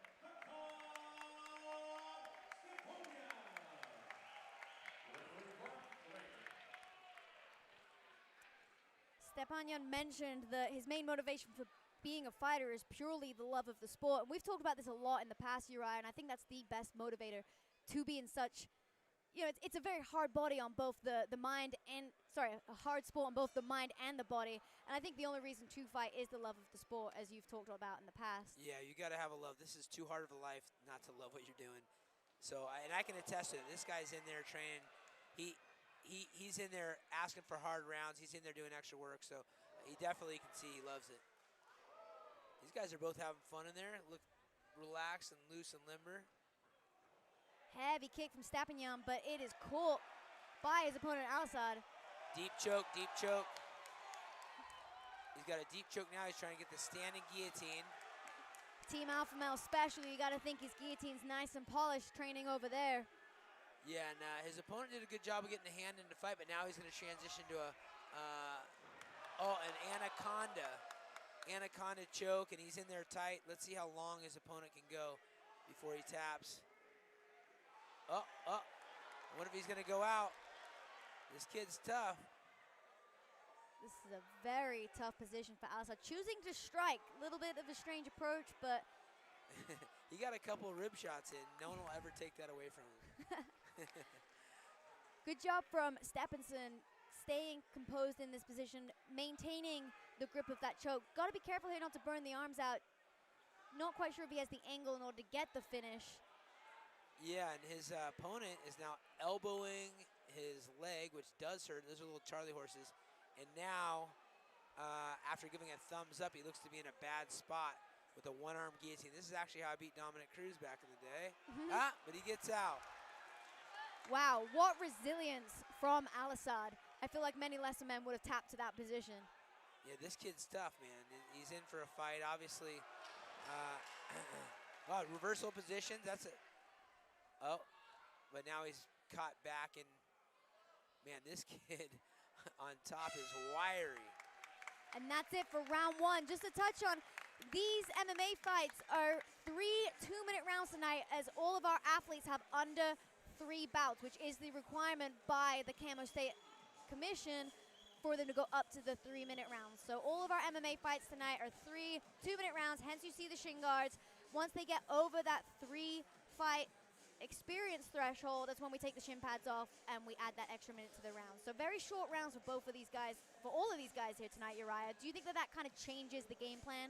I mean, it should just a little bit. I think, and I've known this myself for a long time, and I talked to our fighters about it. You can get yourself tired in 30 seconds. You can get yourself tired in 2 minutes. You can get yourself tired in 5 minutes. It's about the pace you're going to go out. So there's opportunity for a real sprint here, and I think that's what we got to see out of these guys. It's got to be a sprint to the finish. Don't hold anything back, but you've got to stay technical. Fatigue is just something you got to be familiar with as a fighter. Yeah, definitely agree. What's your opinion coming out of that first round? Think probably got to argue that Stepanyan is up just based on the, you know, that the control, the choke threat. Oh yeah, he's definitely up. So what would be your advice to Al-Assad coming out here in this second round with only 4 minutes left of the fight to work? Al-Assad does not need to take a bad shot again. He obviously, you know, he had the intent.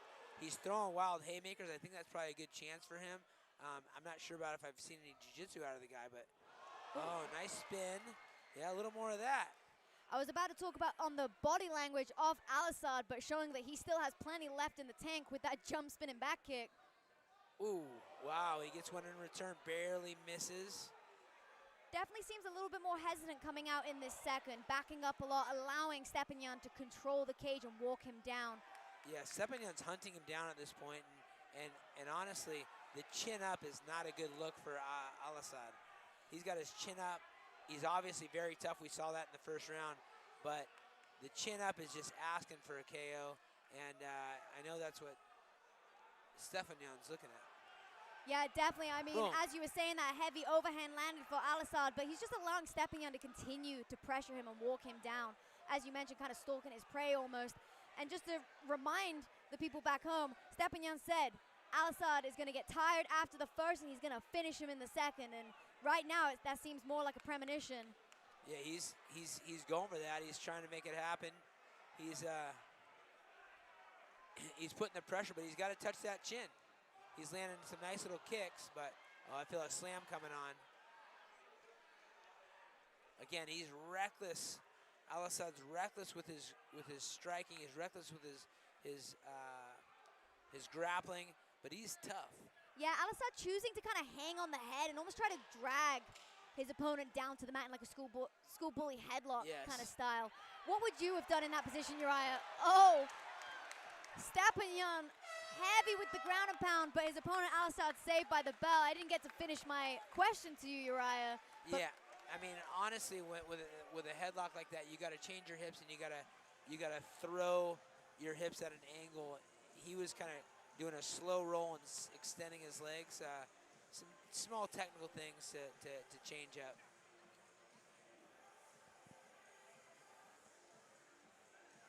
Al-Assad looks exhausted in the corner.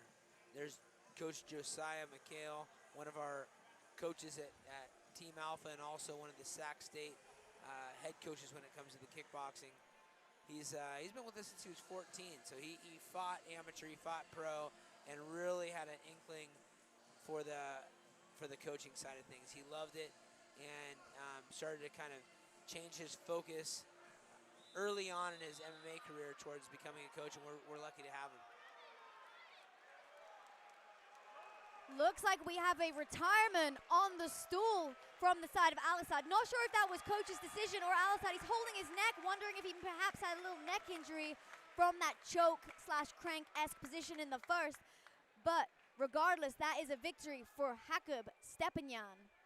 Yeah, Hakob's put in the work. I'm glad to see him get that victory, and it's kind of anticlimactic when you have someone quit on the stool, but I'm sure there's good reason. These guys are amateurs. There's a lot of fights left in them, so live to fight another day, they say.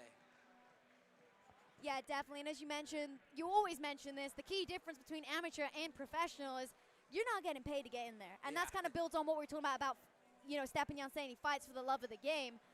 He showed that here tonight. Yeah, this is college football right here. This is the guys doing it for the right reason. There's nothing but to prove their skill set, to go out and test themselves, and to learn. And I love that about these AMI fights.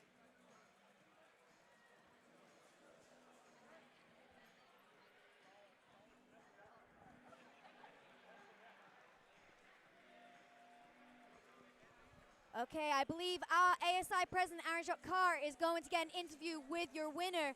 Meanwhile, join me in saying thank you to Uriah Faber for being my guest speaker for the first two fights as I welcome Hector Fajardo, the Combat U director, to the booth after this victory. All right, guys, thanks for tuning in. What a great night. After 2 rounds, the end comes due to corner stoppage. Your winner by TKO, Hakob Stepanian.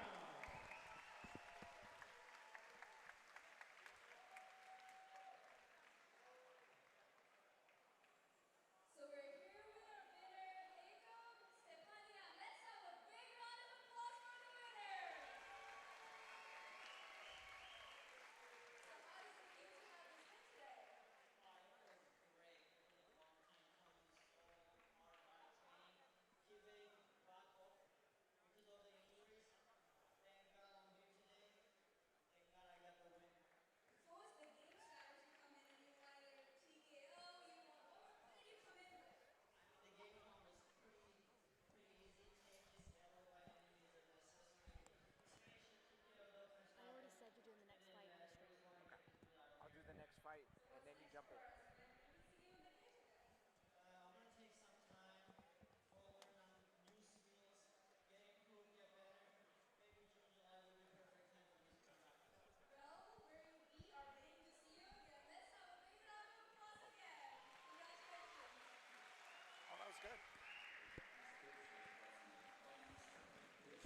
that was your winner, Hacker Stepanian. As I mentioned, I am joined by Hector, the director from Combat U. I will talk a little bit more with him once we have announced our third fight of the night.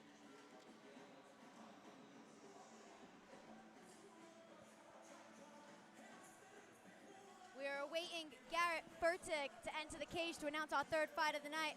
But Hector, say hello to everybody back home. Hey everybody, pleasure to be here. The third battle at the Hive here at the Nest. The atmosphere is electric and I'm just excited to see everybody putting on a great performance. So we've talked a lot about Combat U here tonight. You know, we touched on the NCGA, we talked about the growth of the program. We've even talked about how we've gone from going 0-7 on Battle of the Hive 1 to 8-0 in Battle of the Hive 3. What a testimony to the progression of this program that you are growing, Hector. How does it feel watching this here tonight? No, it's amazing to see the progression. Everybody in here put on a great show. The matches were exciting. The energy's up.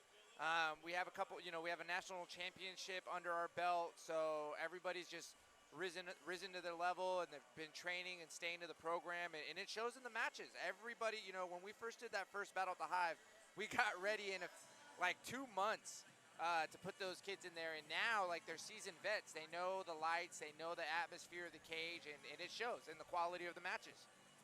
Yeah, definitely. We've talked a lot about the Combat U program, as we mentioned. We've talked about the coaches, we've talked about the opportunities, but just one thing we haven't touched on, not only is this the first ever martial arts program in colleges, but they also offer financial aid and scholarships for these children. So not only are they getting the experience and the lights and the opportunity to grow within the sport, but they can also change their lives as a student athlete too. Yeah, so all doors can open with this program. In fighting, in competition, just being around the sport. As you guys just saw, our ASI president just did an in-cage interview for the very first time. Our jiu-jitsu club president is running backstage interviews for the very first time. So we just love putting these students in positions to do things, not just in the cage, but in the industry and around the cage. And it's good to see the show being carried by the students.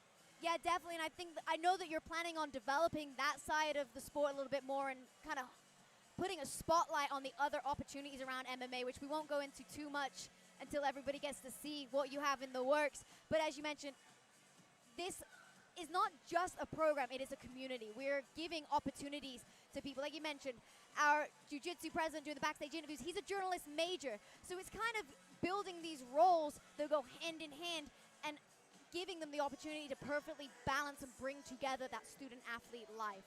So absolutely phenomenal work from you, President Luke Wood, our presidents of our club programs, and I just want to congratulate you on, where you've grown this program to in as little as 2 years, but it's only on the up as you continue to build big things. I'm not sure how much you can share with us, but I'm sure you are very excited to see what you have created here tonight come to life.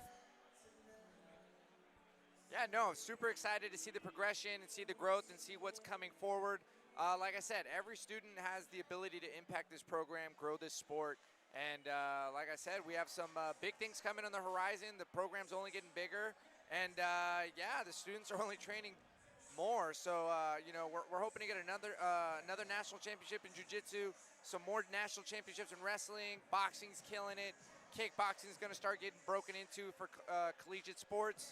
And as you can see, we're the only program that has MMA fights sanctioned by the California Athletic State Commission and CAMO. So these are sanctioned and legally run, clean run, and like I said, giving students opportunities to impact the sport in every aspect possible. So I just want to keep opening doors, and again, big ups to President Luke Wood for giving the resources for all of us to be able to do this. And, the only way is up.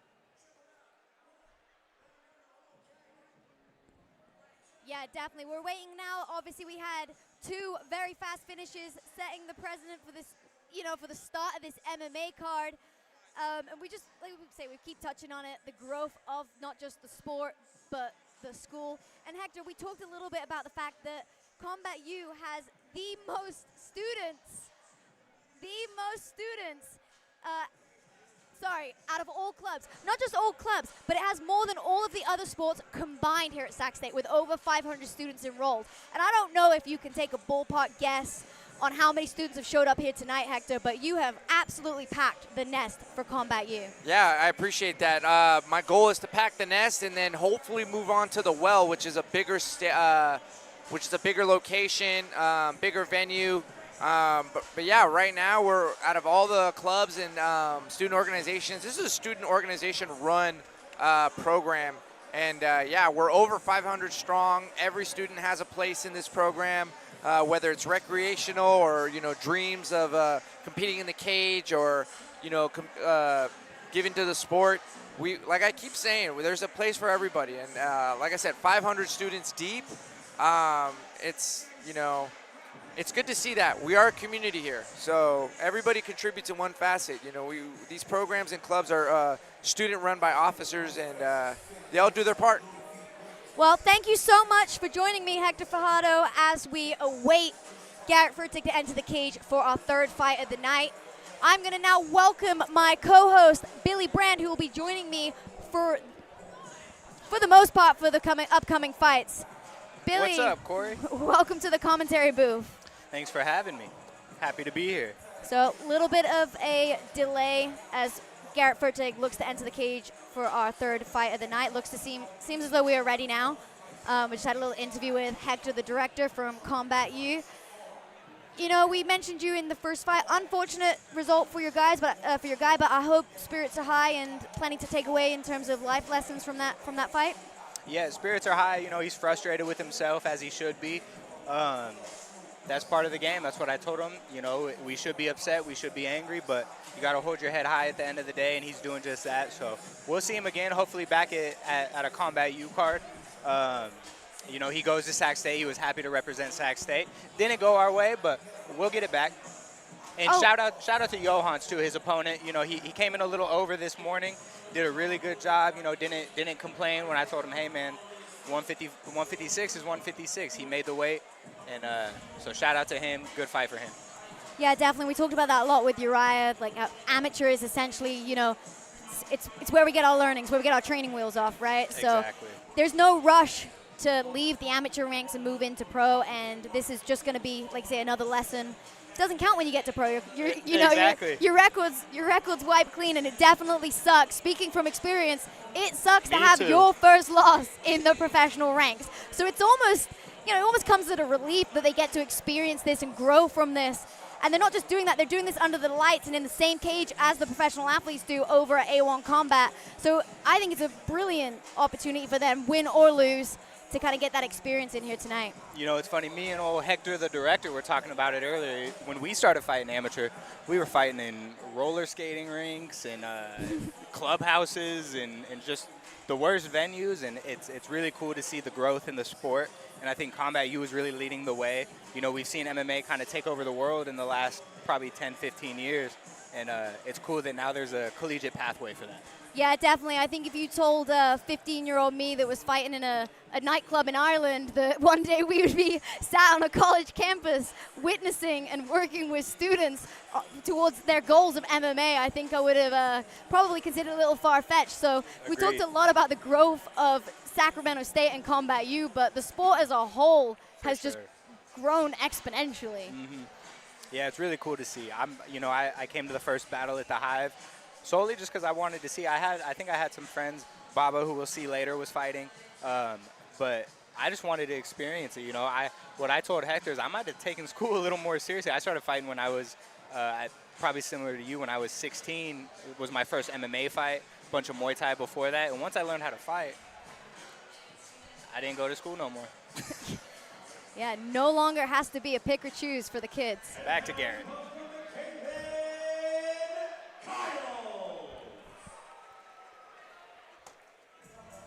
All right, back to the action. Fight number 3. Walking out right now, we have Caleb Kyles. Fight name, Kung Fu. He's Caleb Kung Fu Kyles. So, got a feeling we're going to know his style stepping out here. He says he's a blue belt in BJJ, and he says that his style and strategy tonight coming out here is to find the openings and play to his strengths. Okay. He said the major changes from his last fight, coming in there at 2-2, he said the major changes that he made was that he is no longer going to be looking for jumping attacks. So you got to think that was a strategic, correction from his coaches. I didn't see his previous fights, but I disagree with that. I think more jumping attacks. Well, yeah, I'm joined by Billy Brand, as we've mentioned before, ever the showman. I'm actually excited to get to rest my voice a little bit tonight, because if there's anybody who loves talking more than myself, it is definitely Billy effing Brand. But I'm excited to see, if those changes kind of play an advantage here. He mentioned that his biggest adversity to date in his career was cutting weight. Didn't seem to have any issue with that this morning. We only had one guy had to go away and cut extra weight. So wondering if those changes were made in camp to make that a little smoother. Same day weigh-ins, right? Not as much recovery time. So you got to think that had he dialed that in, he's going to feel a lot fresher coming in the cage tonight, especially as we mentioned, same day weigh-in, short, explosive rounds, and just kind of all-around feeling. Yeah, and with nowadays, there's so many resources for fighters to learn how to cut weight the right way. I hate to keep bringing up myself, but not really. I just ate less when I was cutting weight as a kid. These kids have so much opportunity to learn and how to do it properly and how to feel good when you go in the cage. You can make the weight, but it doesn't mean you're going to fight well. You have to be able to make the weight and perform well. And that's kind of the balance you have to find. And like you said, he made weight early. Yeah, Billy Brand like it's so easy for him. He just pees it off. Don't get me started, McKenna. Okay, I don't have much to offer in terms of knowledge for Lemire Mitchell. Very, very few words. Actually, yeah, I handed him a fighter questionnaire and tried to do handouts so that I'm not bugging him with questions, because a lot of them don't even want to talk to me. And I can't remember his fight name off the top of my head, but he basically just put that for every single question. So definitely an interesting character as he walks out here. He trains out at Ultimate Fitness. We see Coach Tony Davis, one of the striking coaches from Team Alpha Male and Ultimate Fitness, in his corner. So, yeah, it's going to be an exciting and interesting fight. Definitely a character coming out here. I talked to him briefly. I was like, hey, did you do your interview? And he was just kind of like, nah, I'm good. And I was like, all right. So he's just here to fight. He doesn't want to talk. He wants to come out here and he wants to let his skill do the talking for him. Good, yeah. I don't blame him. Especially same-day weigh-ins. Even a guy like me, how much I like to run my mouth. Same-day weigh-ins, I'm not running my mouth that often. An interesting thing that I noticed in the back with Lemire is, I went out with Jack for the first fight.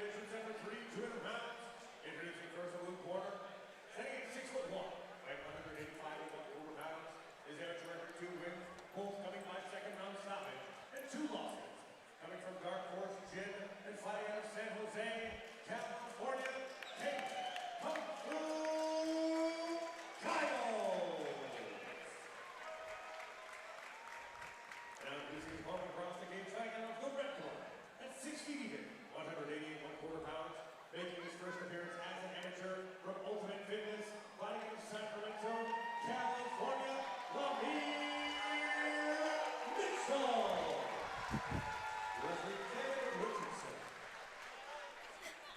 Yeah, so interesting thing I noticed about Lemire in the back.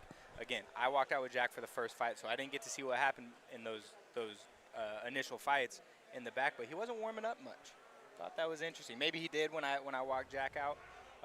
But we're about to find out what he's about. Hands low, touch of the gloves. Good stiff jab from Kalen Kyles. Hard low kick from Lemire. Ooh, drops him with the right hand, stumbles him. Runs straight into the double leg of Kalen Kyles, though, does Lemire. Yeah, and that's one of those things. Again, amateur fights are all learning experiences, right? Did a great job, stunned him, wobbled him. But Kalen Kyles, with more experience, was able to wrestle.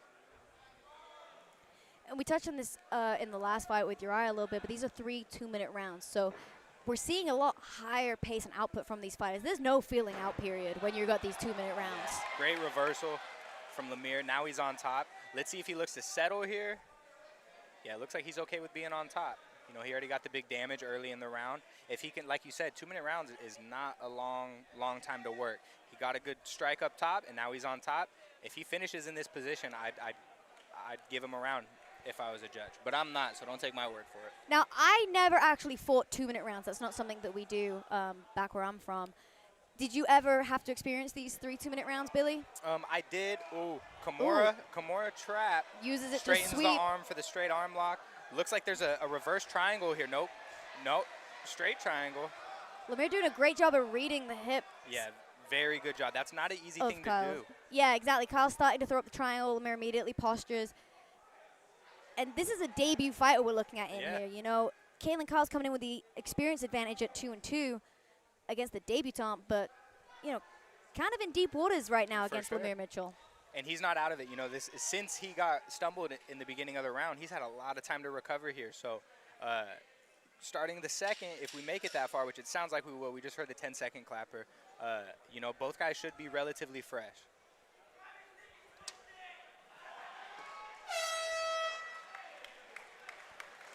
Okay, and I think it probably doesn't go to much debate. Got to say Lemire Mitchell up 1 going into the second, Billy?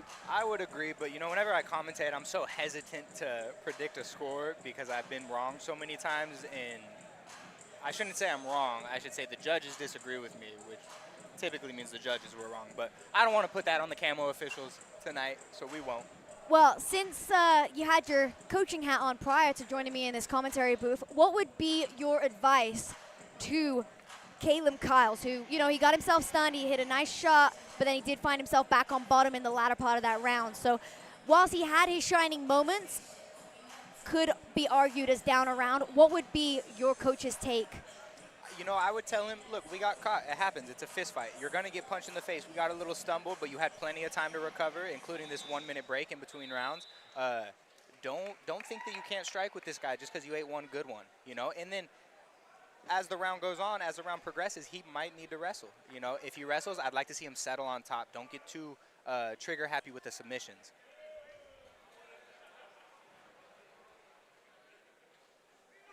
Round 2.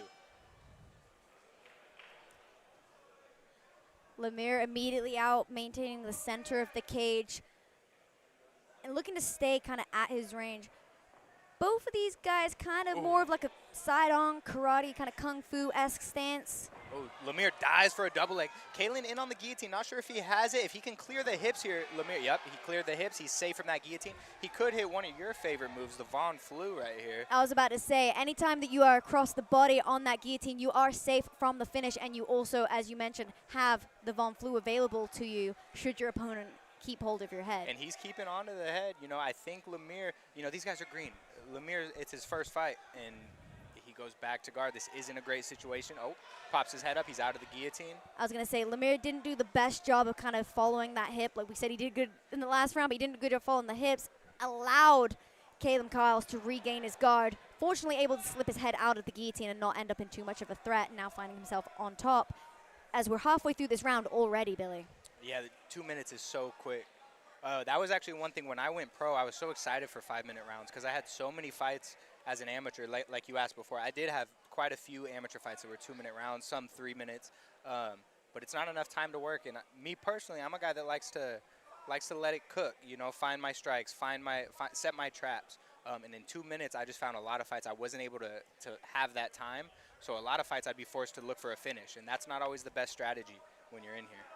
Yeah, definitely. And if any of you back home have watched Billy Brandt's fights, you know he likes to show up and show out. So those longer rounds definitely do the fans some favors, giving him an opportunity to showcase his capabilities.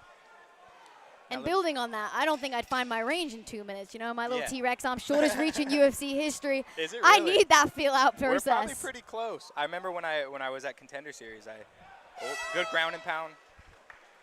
You know, another great round for Lemire. I'll cut my Contender Series story short because you guys don't want to hear about that. But another good round for Lemire. I think that he's 2 up. I think you probably agree. And if I'm in Lemire's corner, I'm telling him, hey, just wrestle him. You saw what happened. You know, he made the initial wrestling in the first. You did it in the second, and you were on top the whole round. That's an easy way to win a fight, especially with 2 minutes. Yeah, definitely. I was going to say, seems as though the Lemire corner is growing in confidence. Like you said, went from getting taken down or shot on to initiating the shot and was in control for pretty much the most part of that second round. Definitely. you know, you said you didn't want to make a call on that first. I think it's pretty safe to make a call on that second. You never know. So, you know, you mentioned what you would say to the Lemire corner, but again, moving you back over to the Kaylin Kyle's corner, you got to think they're pressing a little bit of urgency because it is a little bit close for comfort. For sure. Or erring on the side of Lemire. For sure. And I think Kaylin needs to let his hands go. You know, he hasn't really got started up top. Got hurt in the first, went straight to the wrestling, got taken down in the second, wasn't able to get up. That's another thing. He's playing a lot of guard and jiu-jitsu techniques. I don't think that's wise in the current MMA landscape. I don't think it's wise to try to play off your back and look for submissions. I think you should try to stand up. Inside kick. Lemire wings her right hand, comes up a little bit short. Looks like it landed on the chest of Kaylin Kyles. Kaylin pumping his jab. Oh, good low kick. See, and now Kaylin with a big throw, winds up on top. I don't think that, unless he really trusts his submission game, which I'm not too familiar with him. Maybe he has great submissions from top, but I think he needs a finish here. If he can posture up, land some good ground and pound, or like I said previously, find a submission and really go for it in these short rounds. Lemire sneaks out the back, looks for the back take. Little alligator roll. I was going to say, Lemire looked as though he's falling off to the side, didn't quite get the hip positioning, but able to recover and now finds himself in full mount. And with that being said, we have a whole minute left here for Lemire to work. You got to think he's going to be hunting for that finish just to kind of seal the deal and make a stamp. You know, he does. Oh, big kick off the fence. But he's in a trap triangle here. His arm is pretty shallow as Kaylin's. I think he should be able to wiggle it out. I don't think the triangle's too much of a threat yet. Yep, and he gets that arm out.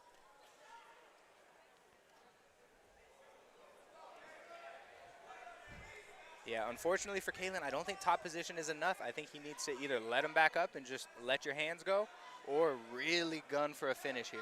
Yeah, well, we're at that 30-second mark. You got to think that, as you mentioned, there's not a lot that he can do sitting in the closed guard of Lemire. Normally, I hate closed guard for MMA because you're kind of conceding bottom. But I think for Lemire, he's just like, well, I just got to eat up the clock and I'm going to win this fight. Exactly. So he doesn't mind holding on in this position. He's probably going to give up this third round, especially if his opponent lands some significant strikes.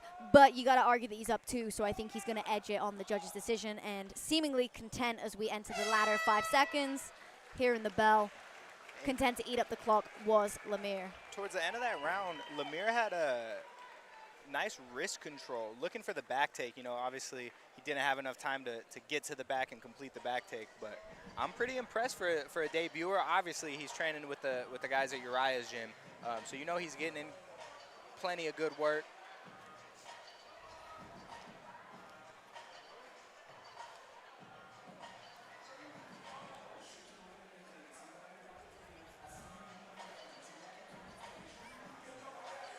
Yeah, and Dark Horse, and I'm seeing a Fight Logic crew neck. I see them a lot in the Muay Thai space. But they're an experienced team. Kaylin's going to go back to the room and keep learning. You know, that's all you can do in these situations. And, you know, like I said, we do think that he's down on the judges' scorecards, but he had some shining moments in there. He had some great reversals. He had a great shot. He landed, like, you know, some significant strikes of his own. He was, at no point in this fight was I like, oh, he's out. You know what I mean? He didn't seem out of his depth. Lemire just seemed a little step ahead. Agreed. And I think that gap is not going to be too hard for him to go away and close. And as we mentioned, now is the time for him to experience that and identify those holes. And I think that's the luxury we're seeing with a lot of the amateurs. Like back in, you know, me and Billy getting on the older side, back in our day, there wasn't so many people for us to fight. I don't know about you, but I went pro because I had no one left to fight. It was probably harder for you. You know, women's MMA was almost non-existent. Yeah. And my wife used to fight MMA, and she had the same issue. We had to push her pro pretty early for the same reason. And again, just to talk about the growth, it's so great to see we're here at a CSU, a state university, and we're seeing amateur MMA. It's pretty cool. Exactly, and these guys are going to have the opportunity to come in here and do this again as many times as they want. We've seen some crazy numbers on those records in terms of experience, but that's the luxury you have in this day and age of mixed martial arts as we send it back to Garrett to get the official judge's decision.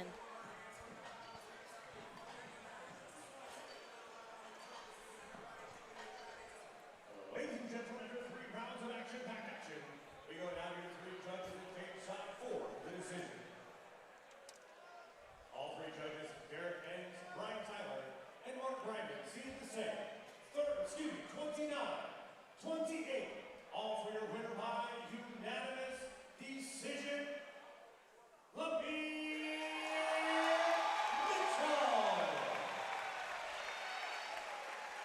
to Lemire picking up the victory tonight. Judges saw it the same way we did, Corey. Yeah, definitely. Lemire looking a little frustrated with himself. I know he wanted to get the finish and have a dominant fight, but we're sending it to ASI President Aaron Jacquard for an interview. How does it feel to have this win today, my fellow Ultimate Fitness teammate? What's tonight to you?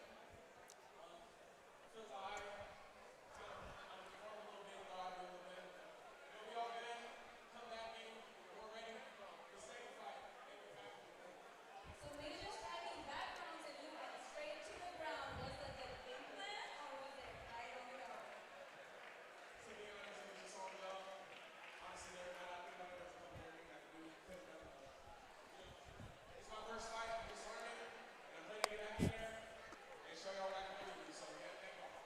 Winning the debut fight, were you explaining to all the wrestlers on Ultimate Fitness how he was down on the grappling floor?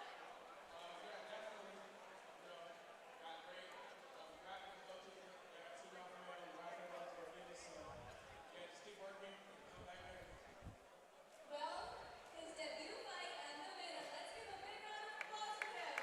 Congratulations.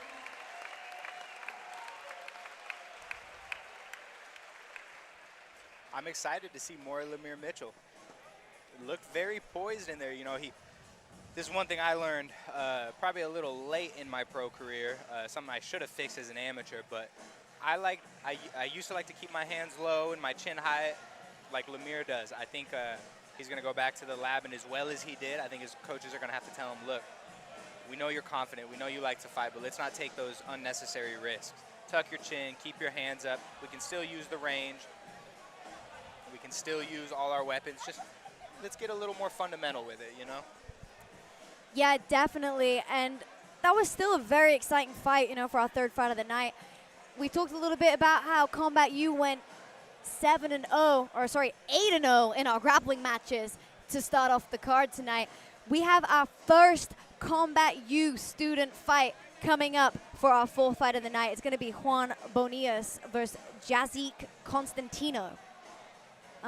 You know, Juan is making his amateur debut here tonight, and he's another guy that didn't really have experience before coming to Combat U. He's recently graduated, but he was with the program for the last 2 years, and that's where he developed the foundation of all of his skills. So this is another homegrown, you know, Sacramento State local talent. We saw Abdulles on the last card make his debut. He was another guy that he didn't do the sport. He didn't really even know about the sport before this program. And you know, we keep singing the praises of what this program is doing for the students. But I'm really excited to see these guys getting the opportunity to kind of wet their feet in the cage.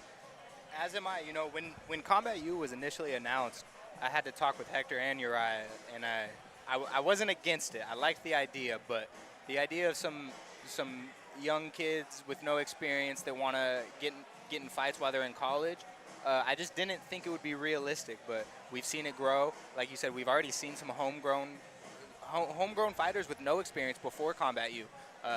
You know, we have Baba Wale, who I'm a big fan. I know I keep bringing him up. I'm a big fan of him. Obviously, I get to train with him, but he's another guy. We're teaching these young guys and girls how to fight. You know, and that's a difficult skill to learn. Yeah, definitely. And I mean, the way you just explained it, I think that probably made everyone at home sit on the edge of their seats a little bit. But one of the things that I'm always, you know, kind of bringing up in debates with people about mixed martial arts and jiu-jitsu and all of the martial arts really, and I think that really needs to be kind of like honed in on, especially on the academic side, is people I think we're kind of shunning that image of the violence and stuff like that, and we're starting to respect the martial arts as the sport that they are. And that's something that Sacramento State is doing. I know that Hector is working on building the academic side of martial arts and looking to bring that in. And we touched a little bit about the opportunities. You know, like we mentioned, our jiu-jitsu president's doing backstage interviews to help with his journalist degree. We have our ASI president doing in-cage interviews. There's so many opportunities around martial arts that this program is opening up. And I think it's just kind of showing the bigger picture of mixed martial arts, aside from just getting in the fight, getting in the cage and scrapping. But also, this is probably one of the most regulated sports. We have an athletic trainer in the room with us every time the kids train. You know, they have access to the well for recovery, for physical therapy, for, you know, they have cold plunges. They have all sorts of stuff. They have resources accessible to them that some of us pro fighters don't even have. And I really, really love seeing the kids kind of take advantage of that, and they're getting to kind of experience all of the best parts of mixed martial arts outside of those negative connotations. As we send it back to Garrett Furtig for our third fight.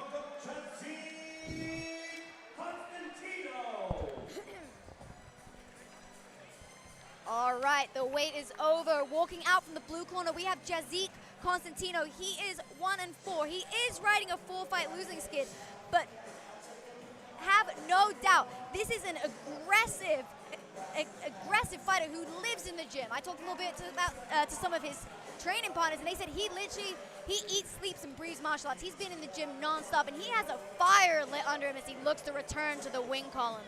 He said he has a calculated, heavy pressure style. And in his last fight, Billy, because we talked a little bit about mindset, he said he actually dislocated his elbow, and he fought the whole fight. He said, I'm not a bee. So he definitely went out there and showed that he has the heart of a fighter. And, you know, we mentioned he has the debutant in Juan Bonilla, so he doesn't really know his opponent. And funny enough, he actually had his opponent switched up on him twice leading up to this moment. And he just said, I'm down. I'm going to fight anybody. So heart of a fighter coming out here for Jazik Constantino. And as you mentioned, looking to just come out with pure aggression. He's been working really hard on closing the gaps on his wrestling, and he's been working really hard with his team. And we talk about the experience of the amateurs. He's made those mistakes. He's gone away. He's been working on them. He's coming in here with the experience advantage. And like I said, he's got a fire lit under him, Billy. Yeah, definitely. You know, that back to what I was talking about earlier, with where I was kind of hesitant with the Combat U stuff. That grit that Jazik is showing, you know, 4-fight skid. It can't feel great, you know, but he's back in here. He's doing it again. Dislocation in the beginning of the fight, keeps fighting.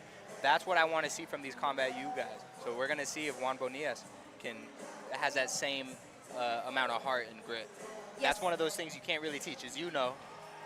Yeah, exactly. And like we mentioned how comfortable these Sac State kids have it over here, Jazik Constantino does not have it so easy. So we'll see today if that plays as an advantage or a disadvantage as we watch Constantino versus Combat U's Bonillas. All right, well, we talked a little bit about Juan Bonillas making his debut here tonight. Combat U, grown from day one. Ex-Sacramento State student, graduated recently. And I just want to touch one more time on the mentality of his opponent, Constantino. He said, I didn't get to see tape on my opponent. It is his debut. He said, but as far as I'm aware, his biggest hole is that he was willing to fight me. So, very confident in here is his opponent. And I'm excited to see if Juan Bonillas can come out and execute his game plan. He said his strategy is to work his striking and use the takedown defense that he has been away working. We see Coach Alex Sandoval in his corner. I mean, you've probably trained with Alex Sandoval plenty, Billy. I'm sure you can attest to his level of not just MMA, but his wrestling, which is his pedigree.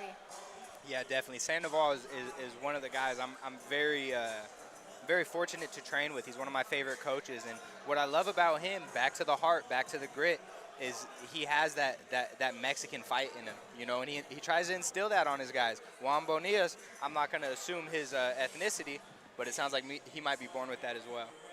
Billy's about to get canceled in this house, but wouldn't it be the first time? You know, Juan Bonillas definitely, increasing in confidence daily. He said, look, the biggest change I've made before this fight, he said, I graduated. He said, I went from training with students to training with pros at Team Alpha Male.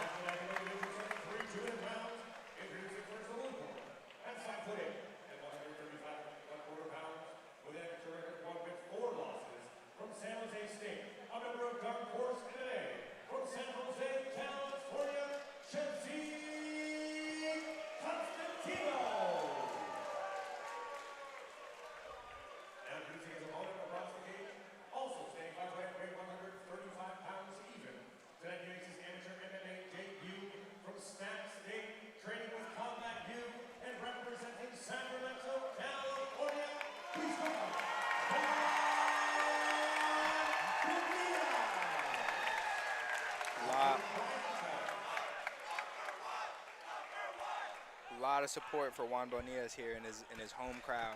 Yeah, exactly. We talked about how large the Combat U program is. As we mentioned, it has the most students, more students than all sports combined at Sacramento State enrolled in it, and they have showed up and showed out here tonight supporting their local talent.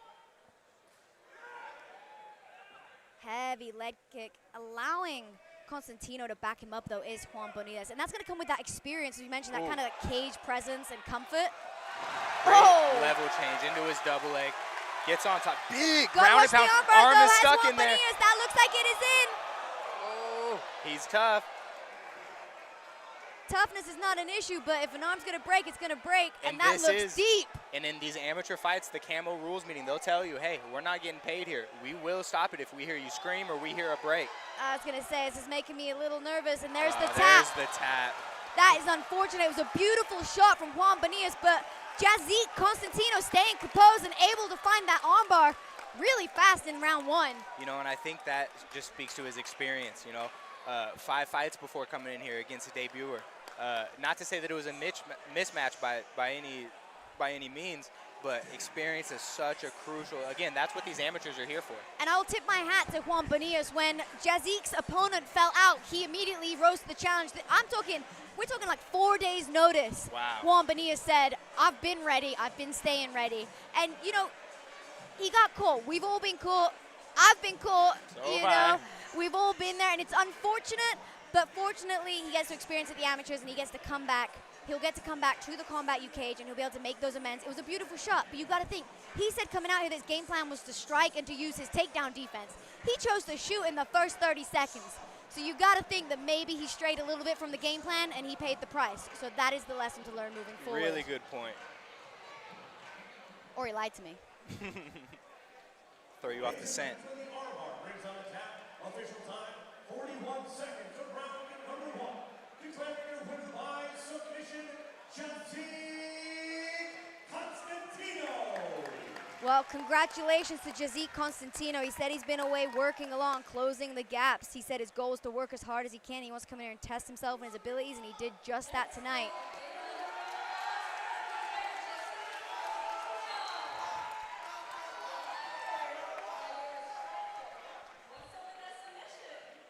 Shout out my jiu-jitsu coach Diego. We've been working on that shit non-stop every single day. Finally paid off. What was the mindset coming into this fight today? Just fucking go. Honestly, just let my hands go. Shout out my boxing coach Jason Cervantes.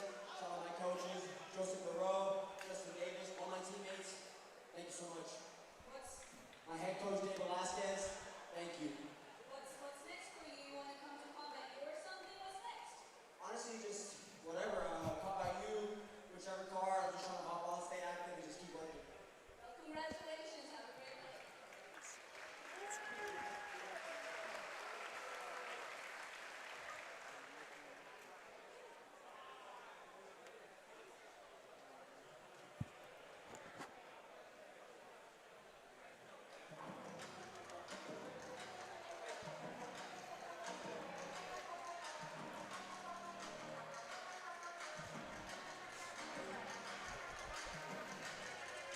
I wish I could rock a cowboy hat like your husband can, Corey.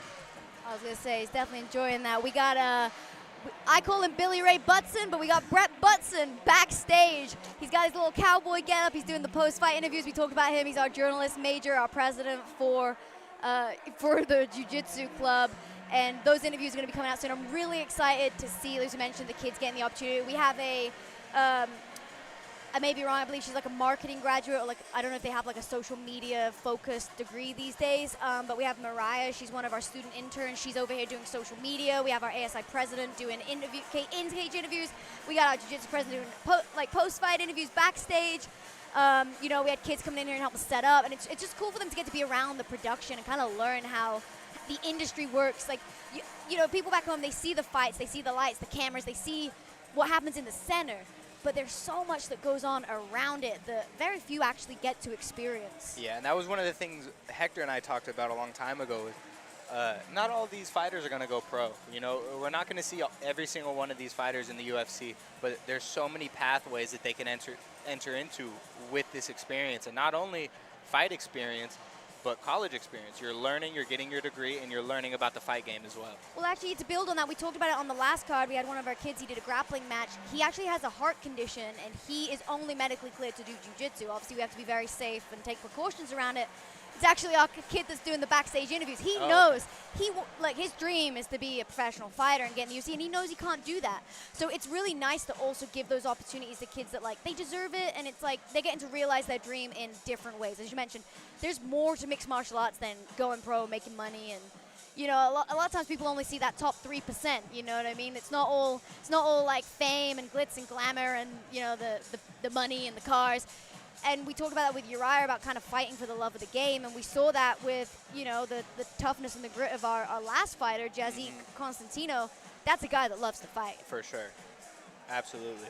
Yeah, there's so many pathways, and, you know, you've been to the UFC Performance Institute. I have as well. I fought on Contender Series. I got to see how it works there, and there's so many people don't see. A lot of people like to complain about fighter pay, which, you know, there's some argument there. But people don't see all the back work. Please welcome first, Alan Mata.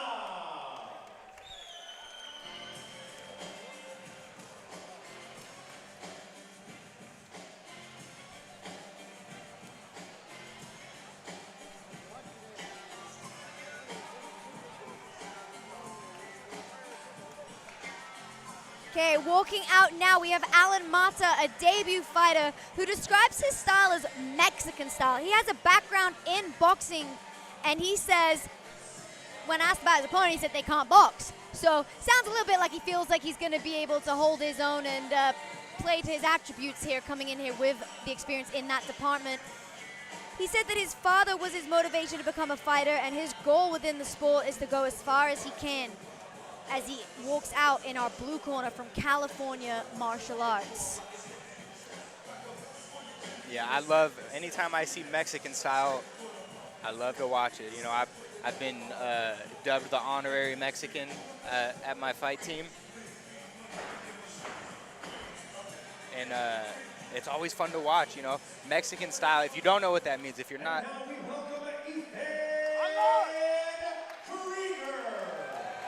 If you're not too familiar with fighting and boxing, you know, the Mexican style is chin down, forward pressure, lots of boxing, obviously, and a lot of heart and a lot of grit. We're going to see if Alan Mata can implement that tonight while he fights Ethan Krieger. Yeah, well, I mean, we're going to have not enough time to fit everything in about Ethan Krieger, but 75% of his wins are coming by TKO, and he says that his proudest achievement is the self-proclaimed, he is the leader of the Krieger crowd, as we hear the crowd going wild here tonight, Billy. We do. And he says that the external support he wants to mention, he said the Krieger crowd, he said that that's his motivation. He wants to, you know, he wants to put on shows for this group of people that are always supporting him. And, you know, Evan the showman with his walkouts. I believe we had Sexy Red last time. You know, he's stereotypical frat boy, you know. He's a college kid. He's coming out, he's turning it up, and he's having fun. And we talked a lot about the love of the game, and this is a kid that he just loves to fight. Win or lose, he loves to fight. And, yeah, he says his style is calm but explosive. He's coming off a sub-loss, but he's been focusing predominantly on his jiu-jitsu. And I'm just excited to see if he's closed those gaps as he comes out here tonight. But like I said, win, lose, or draw, it's always an exciting night when Ethan Krieger is in the house and on the campus. Yeah, you know, and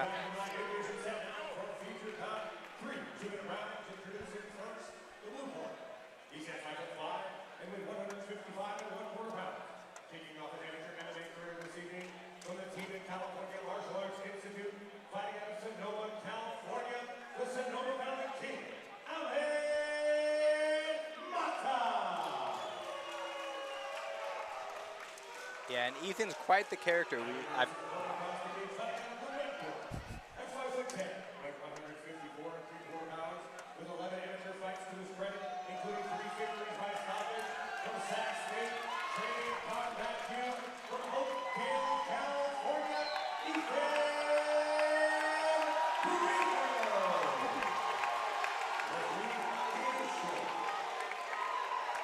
Yeah, and Ethan's such a character, always smiling, very frat boy energy, like you said. Which, what a great place to fight if you're that kind of guy. Yeah, I believe from a business standpoint, my one interaction with Ethan was him asking if I can paint, I think, beer pong tables. Ooh.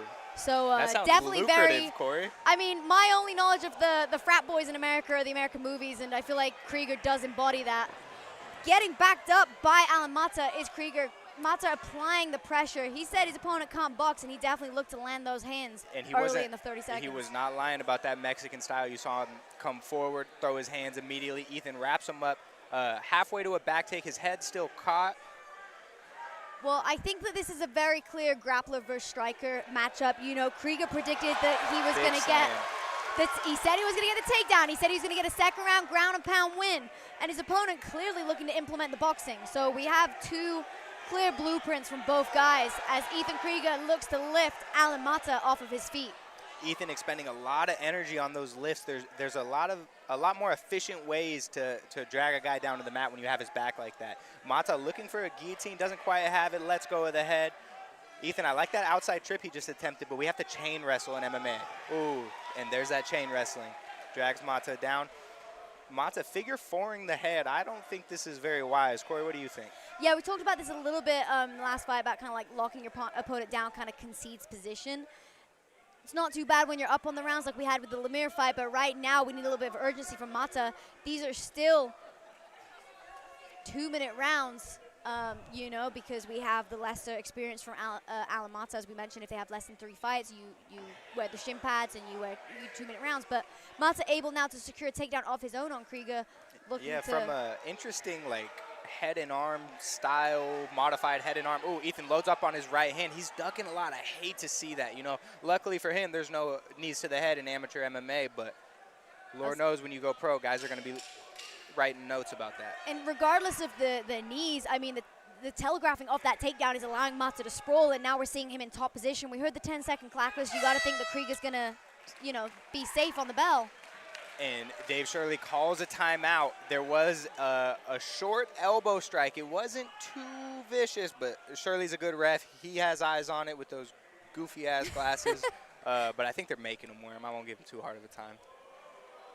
I apologize, Takes Shirley. a point for the elbow strike. Mata's going to have to dig deep. You know what?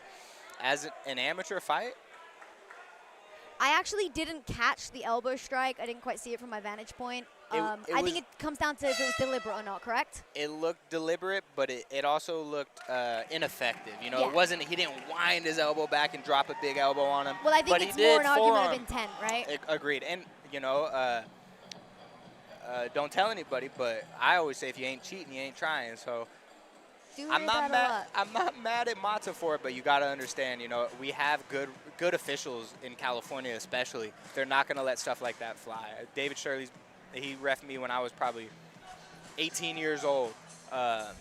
He's been in the game a long time. He's not going to, that type of stuff is not going to slip past him. And you got to think, right? I mean, 2-minute rounds are really hard to score. They are. There's either not a lot happens because there's not a lot of time, or so much happens because they're really pushing the urgency. So I find 2-minute rounds are really hard to score. I would maybe argue just purely based on significant damage that Ethan maybe lost that one, but he got the point deduction, so we're back even on the scorecards. It's fair game now going into the second. So now they got 2 rounds to figure it out. And who knows, maybe they gave that to Ethan. I would tend to agree with you, Corey. I would have given that one to Mata, had the significant strikes on the feet, also had that good head and arm that he finished. I'm excited to see this Mexican style again. Ooh, big kick from Ethan. I like the idea, really pressing for the wrestling. He has to get confident with his strikes. I will say. Ooh, big teep up top. Heats an overhand, though. I will say we've talked a lot about mentality and heart, and whilst not necessarily the wisest approach, Krieger definitely seeming willing to eat a few to get in on that takedown. So yeah, and he's paying for it right now. Mata's wrapping up the head, lands some good ground and pound. Ethan's struggling, looking for a leg, gets back to his feet, and Mata's back where he wants to be. Krieger needs to be careful in those body kicks, Billy. He seems to be eating those, he seems to be eating overhands every time he throws those naked kicks. What would you advise Krieger from a coaching perspective to stop him from kind of getting tagged on that offense? You know, it's not really something you can teach in the moment, but you got to learn your distance. And we're seeing deep. a ninja choke. It looks very tight. I think he's going to finish this. I think Mata's going to finish this. We talked about the toughness of Krieger. That's a kid that's going to go out if should it come to that. But that choke And looks you know what? I do see the back of Krieger's head kind of crowning out of the lock. Oh, there's the tap. There you go. Mata did a great job of adjusting, covering with his chest, getting it back in deep into that choke. And that's the second time we've seen Krieger caught with a choke in a similar fashion on this show.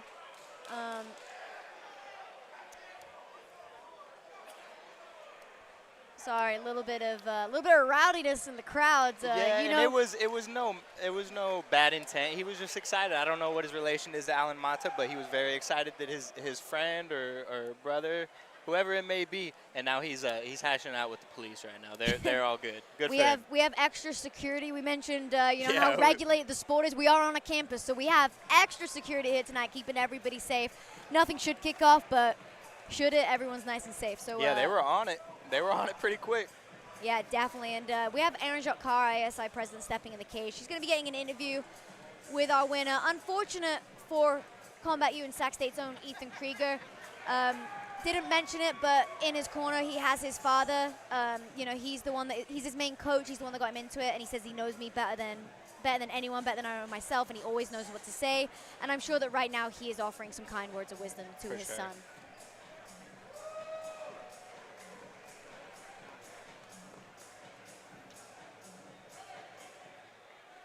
The key choke brings on the tap. Official time, 1 minute, 9 seconds of round number 2.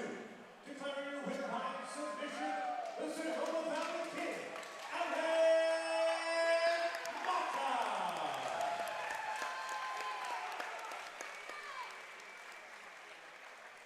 True Mexican style from Alan Mata. Like I said, I always love seeing it.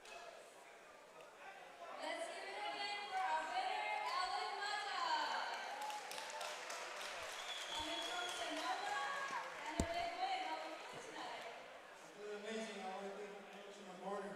Without them, this would never been possible. Have you been working on the ground game? We saw the transition from being a striker and coming straight to the ground. I do a little bit of jiu-jitsu.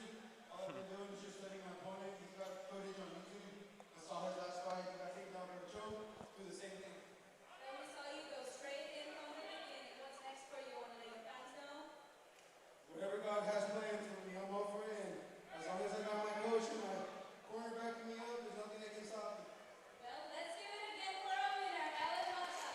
Congratulations. Well, Alan Mata, when asked what he thinks is going to happen in this fight, he said, only God knows. He said his opponent can't box, and he's a boxer. He's planning to box the grappler, but, he was able to beat him at his own game, and you got to think that's only going to increase his confidence going into his next fight, knowing that he is becoming more of a rounded mixed martial artist. Definitely, and that's got to be encouraging. As you know, I thought of myself as a striker for a long time. I came to Team Alpha Male because I needed to close that grappling gap. I've since closed it, and now I think of myself as an MMA fighter. Have you? Yeah, I'll Von Flew your ass, Corey. Oh, McKenna Fajardo. All right, well, yeah, Billy Brown with the words of wisdom. Definitely. We're in a day and age where we need to be rounded mixed martial arts, right? The days of the specialists is gone. And, we keep circling it back to Combat U. This is Combat U, right? We're going to keep singing the praises. We have to. Think how much confidence he's coming in here. He beat the hometown guy on his own turf. I believe it's frat night here. I couldn't quite hear the announcement. It's That's like frat gotta or hurt. sorority night. So, it is unfortunate for Krieger, but for Mata, you got to think this is just, going to boost his confidence exponentially. And as we mentioned, he's just taking that next step on becoming a more rounded mixed martial artist, because mixed martial arts is a sport in and of itself. Therefore, being a specialist is not ideal in this day and age. Yeah, just not anymore. Like you said, that the sport started that way. You'd see the jiu-jitsu technician against the Muay Thai fighter, or the boxer against the American wrestler, whatever the styles were. You can't do that anymore. You just can't. You have to have everything. No, definitely. And sorry, just to circle back to Combat U, then we got sidetracked by the frat night, but that is the benefits of having a program like this. Like Combat U, I believe, has wrestling, jiu-jitsu, Muay Thai / kickboxing, boxing, and MMA. So not only can you learn it as a whole, but you can go away and dissect. Like I run the MMA program. I've had people come up to me. They let you run the MMA program? I'm gonna have to talk to Hector about some rehiring. sorry, Corey. I'm at a loss for words. It's always strange hearing someone as delusional as Billy Brand. But anyway, I run the MMA program, and I've had kids come up to me time and time again, and they're like, "Hey, coach, like, what can I do to get better?" And I'm like, "Hey, like, we have kickboxing on this day, we have wrestling on that day. Like, you got gaps here and here, and I can send them to go and work on those." Anywho, on to our co-main event of the night. I believe President Luke Wood will be joining us for the main event, just to kind of talk a little bit more about the program and his involvement in building that. That way Billy Brand can go and enjoy watching his teammate Baba Wailihua in the main event. However, walking out now in our co-main, we have Nick Stemmet. He is 0-0, but despite his lesser experience with his opponent, he had 2 canceled fights back in 2025, and he's also a 2025 IBJJF Nogi World Champion. So despite not being able to make his amateur debut in MMA, he has been active outside. And I believe they said he graduated from Stanford, so a very smart man in and of himself. Surprisingly, did not include that in his interview. I had to hear that through the grapevine. We were teasing him a little bit. We said, "Wow." Everyone's like, who's the smart guy? It is Nick Stemmet coming out here making his debut. He said that he's only going to use his wrestling if his Aikido is not working. Aikido, was he joking? No, Okay, he is not. I'm stoked to see it. Yeah, he's, I believe, an Aikido black belt. No way. I think and this an might IBJJF and world an champ. IBJJF Nogi World Champion. So I am very curious with this match right here.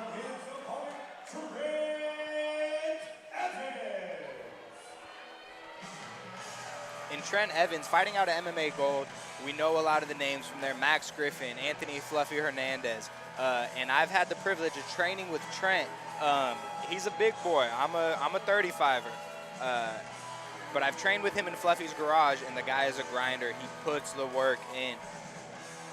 If what went on in Fluffy's garage is an indication of his style, I expect a lot of cage grappling and a lot of pressure against that fence.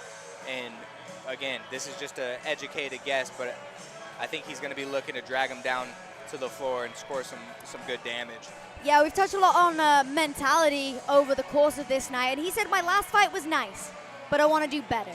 And I really like that, you know. Sorry, it's kind of like we talked about on taking the lessons from your fight and growing from it. He said, "Look, it was good, I got the win, but I want to do better." And bear in mind, this fight that we're talking about where he said it's nice, but I want to do better, he got a first-round submission and won the 51-50 light heavyweight championship. Yeah, and that's a really important thing to see out of these young fighters. You know, I've been in that position as well. You get a first-round finish, there's still more work to do. The good thing about MMA and fighting in general is you're never going to know it all, no matter what you do. Comment you set now for our co-main event. 3 2-minute rounds.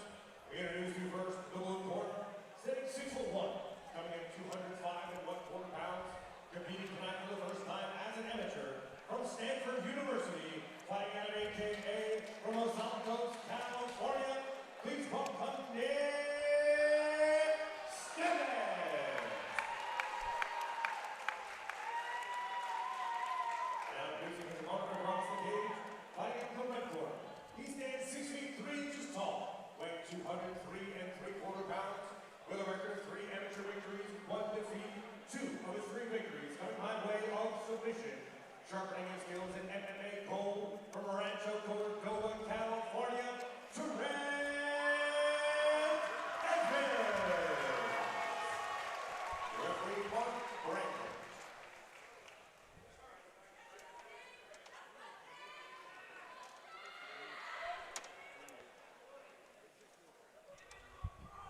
I wonder what his degree was in at Stanford. I don't remember. Well, thanks for nothing, McKenna. I apologize, but I will say that Stemmet was probably one of the biggest characters in terms of interviews. He said his last fight was with his girlfriend, and he apologized. So technically, he's coming off of a loss. Ooh. Big right hand to a double leg. Beautiful timing on that. Trent is experienced. Like I mentioned earlier, he's been training with Fluffy and Loader in the garage. Trains with Elliot Kelly, high-level black belt at our gym, Ultimate Fitness. And he also has the striking of Coach Tom Smash Fallon, who I've known for years and years. He's also a southpaw. So is Tom. So if anybody knows how to teach a big man how to strike southpaw, it's a guy like Smash. Lands a big left hook as he closes the distance. Stemmet scrambles, gets to the mount. Trent cannot, oh, maybe not mount, might be half guard. Yep, it is half guard. Gets his arm trapped. Yeah, and interestingly enough, Nick Stemmet, he said he was planning on using his Aikido. And he was going to use his wrestling should he need it. Turns out his opponent took him to that, and he was not able to mitigate that. But he's also a NCAA Division I national qualifier 4 times. What can this guy do? Why is he fighting? Yeah, very interesting character. Ground and pound. He gets the reversal, lands some heavy ground and pound as he looks to use his hip pressure to pass. Oh, on the back of Trent Evans is Nick Stemmet. Trent is doing a good job. He was fighting the hands, gets the hands off the neck. He needs to tripod here, bring his butt up in the air and shake him loose, or he can bring his left knee inside and knee slide. Looks like he gets back to his feet after tripoding. What a way to turn the tide on this first round. And there's that wrestling, a big lift on that body lock. And a big right hand. The ground pound from Nick Stemmet is vicious. Oh, falls off the top. Trent's going to capitalize. I wish he would have struck there. Oh, gets him down. IBJJF what? Trent Evans says. Oh, what a crazy round. I will say that Nick Stemmet has already gone past his prediction. He said he was going to get a first-round stoppage. Interestingly enough, he said he wanted to get it by verbal surrender. So I think that's a testament to that heavy ground and pound we saw him throwing. He wants to break his opponent in here. He said, I'm not worried about my opponent. I'm worried about my own game plan, which no one will be able to stop. And he credits his motivation to his dad and Batman. Batman? I like this guy. Trent's a friend of mine, but I'm not mad at this Nick Stemmet character. He's pretty cool. But as you mentioned, Trent Evans could arguably be up that round. If we're looking at a judging criteria from more significant strikes, perhaps that heavy ground and pound did sway it towards Nick Stemmet. Yeah. But very close. Very close for sure. Trent, again, I keep bringing up Anthony Fluffy Hernandez because that's my only experience with Trent. That's where I trained with him and Fluffy. And if you can handle a Fluffy session, you can handle a 2-minute round. I'm interested to see if Nick has the gas tank. He has so much accolades. He should be fine in the cardio round, but we're going to see how this fight plays out in these next 2 rounds. Yeah, and Nick Stemmet said that his biggest adversity in his life and career to date was getting a B in high school math, but I think he's going to have to add Trent Evans to that list as we enter the second round. He might.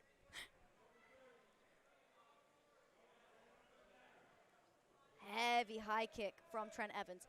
And I always find it funny, we talked about the shin pad fights, but that is a bare foot on Trent Evans going straight to the dome of Nick Stemmet. And the top of his shin as well is pretty exposed, which is pretty standard for these camo-regulated shin guards.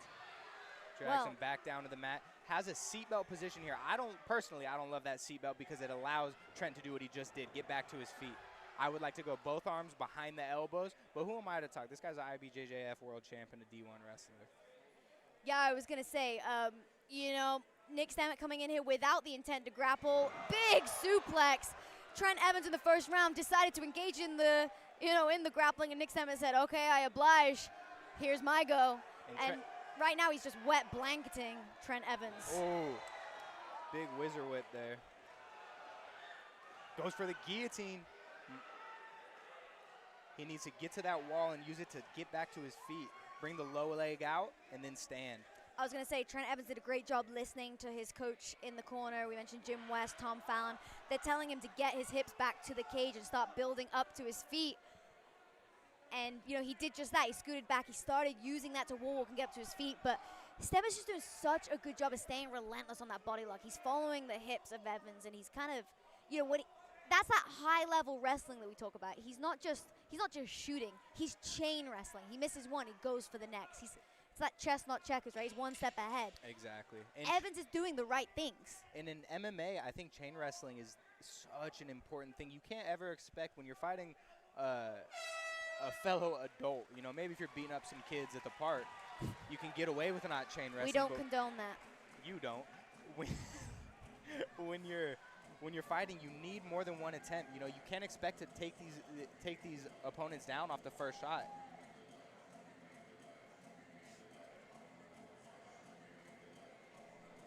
I really liked the striking that I did see from Trent that round, and it was reminiscent of the stuff that I know Tom Smash Fallon likes to use. And again, I think Tom's telling him right now, look, you're going to need the finish, brother. And you got to think that if you're in the corner of Nick Stemmet coming off of that second round, you're probably like, hey, keep it going, right? Yeah, absolutely. Looks like he's having fun doing it. He also does a good job of picking his ground and pound. He throws one or two big shots, but never enough to allow Trent to scramble. Trent is scrambling, but it's because of that heart and grit that he's carrying. Round 3. I just heard Tom Smash Fallon say, you got to throw it right away. Right away. I'm expecting a head kick off the break here from Trent Evans.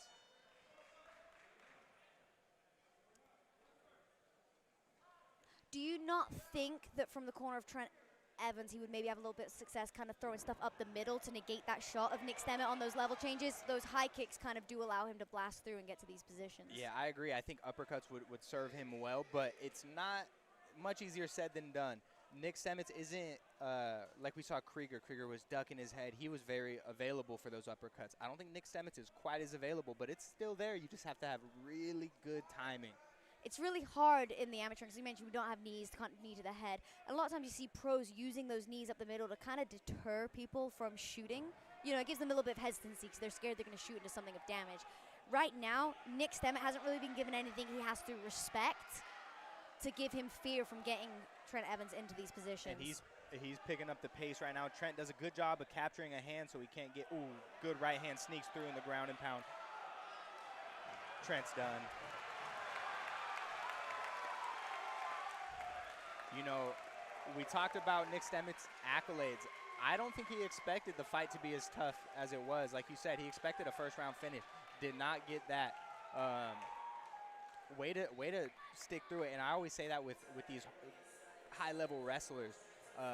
They have a grit that if you can wrestle 4 years in high school, 4 years in college, that takes so much heart. You got to make weight every week through the holidays. It's so much dedication that when these guys enter the cage, even though he's a debuter, I'm expecting to see what we just saw. Yeah, definitely. We talk all the time about the dominance of wrestling within MMA. At the end of the day, you dictate where the fight goes. He said, I want to use my Aikido, but he said, I got wrestling if I decide that that's not working. A lot of people don't have that luxury, and that comes into the one-dimensional kind of aspect that we talked about. You need to be able to dictate where the fight goes, because you're not always going to be, you know, the best striker or the best jiu-jitsu athlete. There's always people out there grinding just as hard as you. So having the luxury of being able to dictate where you take the fight, you know, to get the win on the, you know, the area of least resistance. You want to take the path of least resistance to the win, right? So you can get into your next one. And that's the luxury that Nick Stemmet had here tonight. Absolutely.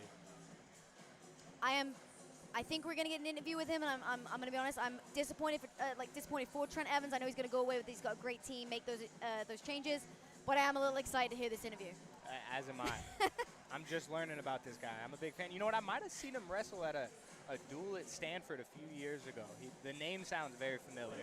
I'm going to have to ask him later. 1 minute, 3 seconds of round number 3. Referee Mark Brandon steps in and waves off the fight. Your winner by TKO, Nick Stemmet.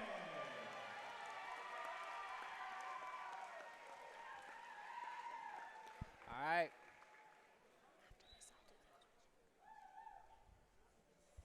Here's that interview. Okay, so I lost track of the number of slams. If you can give me a big round of applause. Okay. What were you feeling coming into this fight today? You seemed all in from the beginning. Yeah, I mean, I'm a complete competitor. He's funny. So I'm not necessarily like too far into my MMA journey so far, so there's a lot of uncertainty going into this fight. But I just resort back to my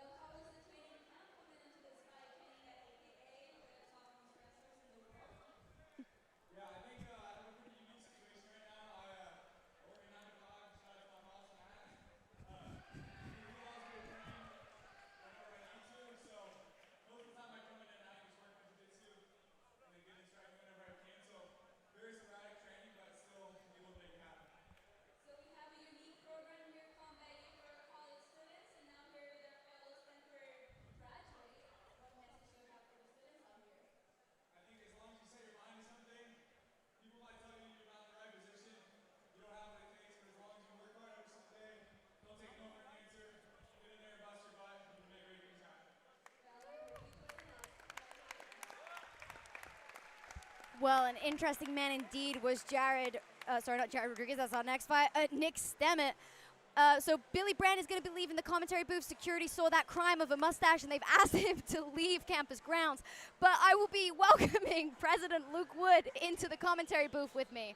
All right, Thank you so much, taking me out Billy. in cuffs, guys. Release the files.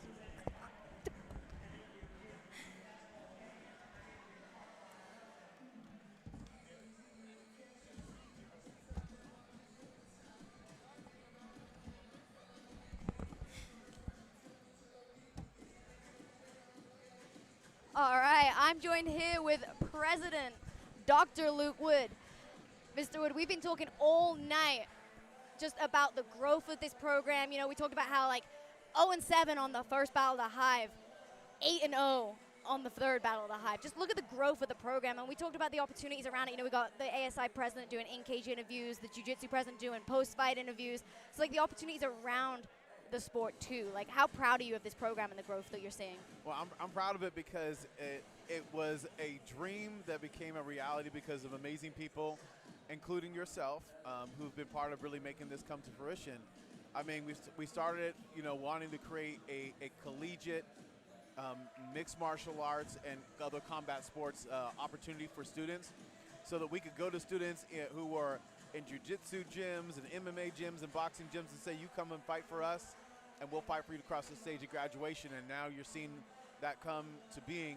We've got over 500 something athletes now in Combat U, and of course, you know, across multiple disciplines. You've got, you know, boxing, you've got wrestling, you've got kickboxing, you've got jiu-jitsu, and mixed martial arts, and hopefully someday judo, right? Yeah, exactly. And we were talking a lot about how it's great to see you investing in all aspects, but also giving the children, like the kids, they're not children, but you know, the youngsters, the opportunity to combine everything with the MMA. And we were talking a lot about the growth of MMA as a whole and how it's a lot more respected as a sport, you know, getting rid of that kind of, you know, that image of it being, you know, just scrapping in a cage, right? And that's what we're talking about, the opportunities around it. Like Billy and I touched on it, the growth of the sport as a disciplined martial art, and you know, just the respect around it. And I think you combining that with the academics is really going to kind of shine a light on everything that does go into this sport. Yeah. I mean, in many ways, there's a direct image between how MMA began and what we see in college, right? In MMA, right, especially early levels of USC, it was like you're going to see a true kickboxer versus a true sumo guy versus a true boxer versus a true, I don't know, something else, right? It was a battle of the disciplines, but then over time became truly mixed martial arts as people began to truly, you know, integrate all the disciplines together. It's the same thing in academics. Please welcome first, Champagne Rodriguez.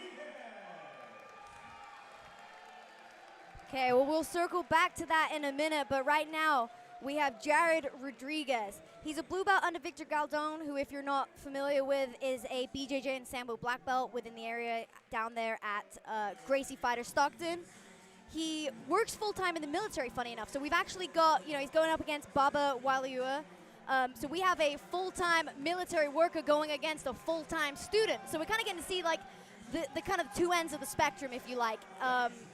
So that's really interesting. And we talked a lot about how, you know, these students have, you know, the recovery available. They have the athletic trainers on deck. They have physical therapy. They got the ice plunges. They got all of the sports right there at home. They don't even have to drive across the road for it. It's here.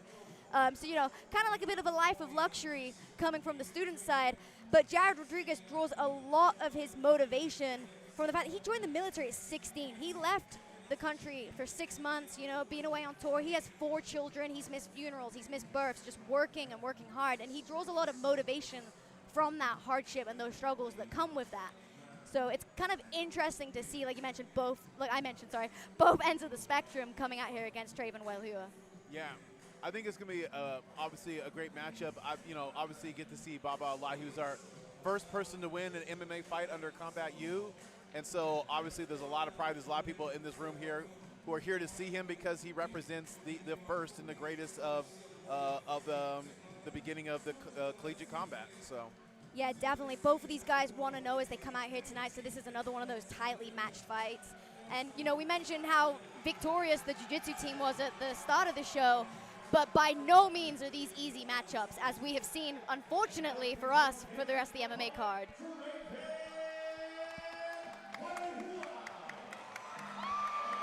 Well, walking out of the red corner, we have Traven Weliua, as you mentioned, undefeated at 1-0.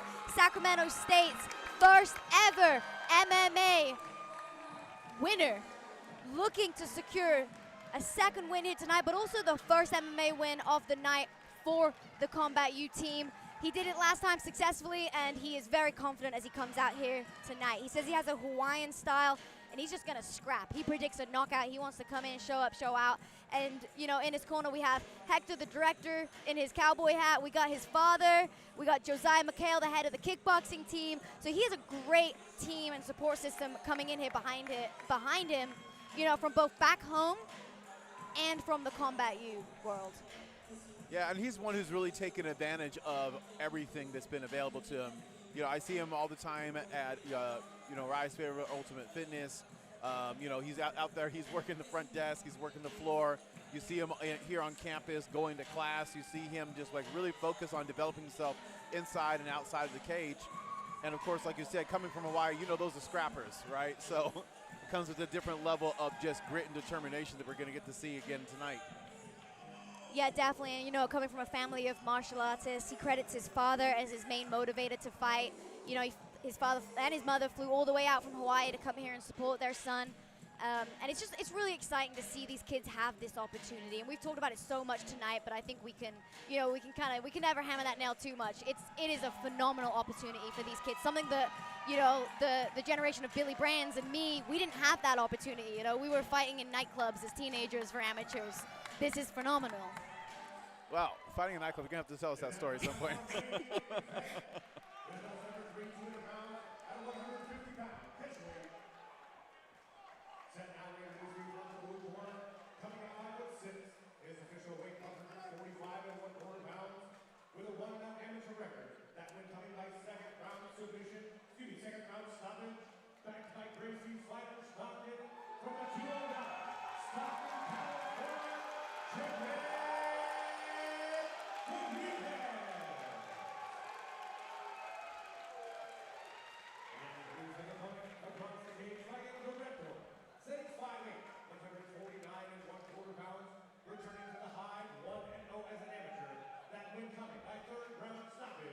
Training under Combat U and Team Alpha Male, hailing from Sacramento, California, by way of Waipuho, Oahu, Hawaii, please welcome Traven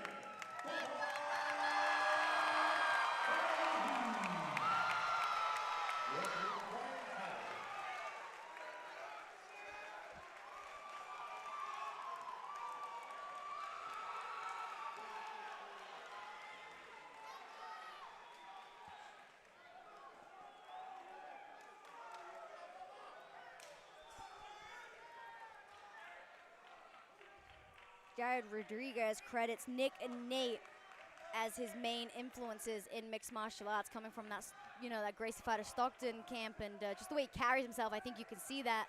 Definitely got to think he's going to come out here looking to scrap as he eats a lead hook from Baba Weliua. He's keeping distance in that southpaw stance right now. He's getting taunted a little bit, but he's not buying into it. And that's kind of a testament to Baba, right? We talked about it. He's very educated. He's here at Sac State. He's an educated fighter. And that was so brilliant from him. He stayed composed. He could have easily rushed in then and got tagged himself. Instead, he backed off and he hit a second phase of attack. Oh, good knees to stomach. Oh, yeah, he's gone those. Oh, yeah, he's landed those. Big flurry from Baba Weliua. Jared Rodriguez weathering the storm, but just rising in confidence is Baba Weliua.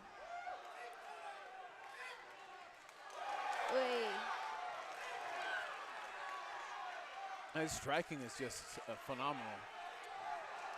I know that Jared Rodriguez says he wants to just scrap, but you got to think he's going to have to change something up right here, as he's just allowing Traven Weliua to have target practice. Yeah, he's lining them up right now. But, you know, he's from Stockton, so those Stockton cats got hard. And that's the two different styles, right? You've got Jared Rodriguez trying to...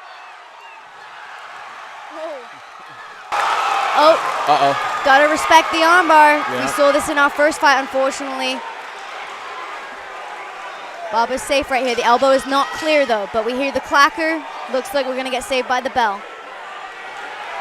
And they have phenomenal jiu-jitsu over that Gracie fighter Stockton, so definitely something that needs to be respected. Could argue saved by the bell right there for Trayvon Baba Wailua, but definitely winning that first round on the judges' scorecards. What a first round. That was a great first Dr. round. Luke. I should be talking more, but I'm holding my breath. So you have experience in boxing. I Yeah, know we haven't quite got you in there yet, but coming from the perspective of a boxer, what are your takeaways from that first round from either the red corner or the blue? I mean, definitely, you can see the power of really being a southpaw. I mean, it's hard to find good matchups, and he kept his distance. But remember, like when he's striking, even when he's throwing his jabs with a very obviously his front hand is strong. But you would see him actually. You notice that a lot of his strikes were with his lead hand, obviously because of the distance, because it's closer. So I don't know. I'm happy to see it though. How with that armbar he had in there, do you think that got caught hard? I think it definitely looked close. It looked like he extended it towards the end. His elbow was not past the hip line, so definitely posed a threat. I would not have liked to see it go another 10 seconds, and I think we're lucky that it didn't, because we've talked a lot about mentality of these guys, and Baba's one of those guys with that fighter mentality. And, we tap or snap, right? I don't ever want to see anyone get hurt in there, but Baba's as tough as they come, and I'm grateful that the timer stopped it for him. One thing to touch on, Baba's doing a great job of winning the foot fight. We talk a lot when we're in opposite stances, right? The southpaw needs to get their foot outside the lead foot of the orthodox fighter in order to be able to land their offense. And if you notice, he's doing a good job. Even when he circles to the power side, he's doing a good job of getting that front foot outside the lead foot of his opponent. Yeah, good moving. I mean, he totally missed that. Feel it Beautiful. Good body shot. Baba's doing a great job of changing the levels. He's using all of his weapons. We talked about how kind of the age of being a one-dimensional fighter is dead. We're seeing beautiful clinch work. We're seeing body shots, kicks, knees. Like, we're seeing all weapons from the striking aspect, but also some very educated wrestling and grappling, as Baba also has a high wrestling pedigree. Yeah, he has got him with 2 straight lefts.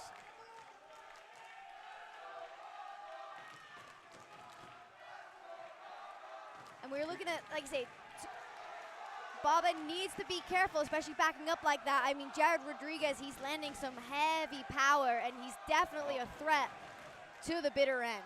But, yeah, Trayvon Wailua, like, more of a, I'd say, a clinical, technical striker against the aggressive brawler of Jared Rodriguez. So it's really interesting to see two styles collide here tonight. Yeah, definitely very different.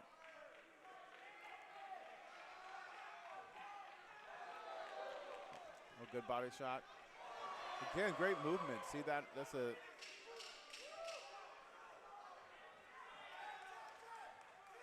Baba, well, he really seems to have found his range, unlike his opponent, Jared Rodriguez. You know, we saw that high kick miss right there.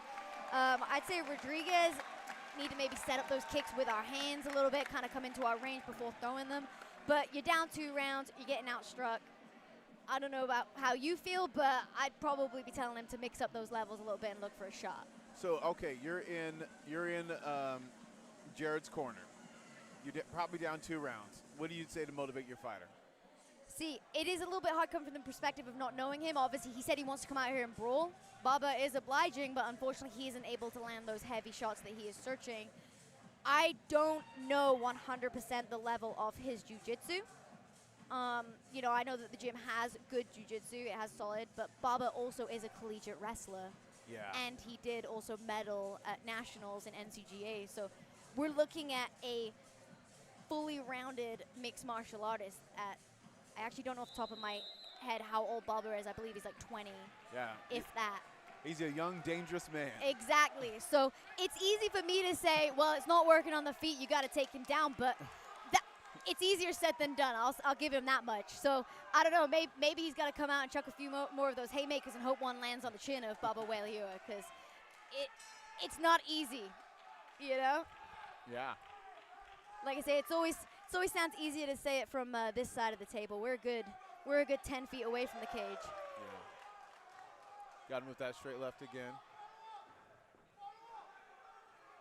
And I think for sure we're seeing the urgency a little bit from the side of Jared Rodriguez. He came out immediately, started pushing forwards for this round, walking down Baba Wailiua.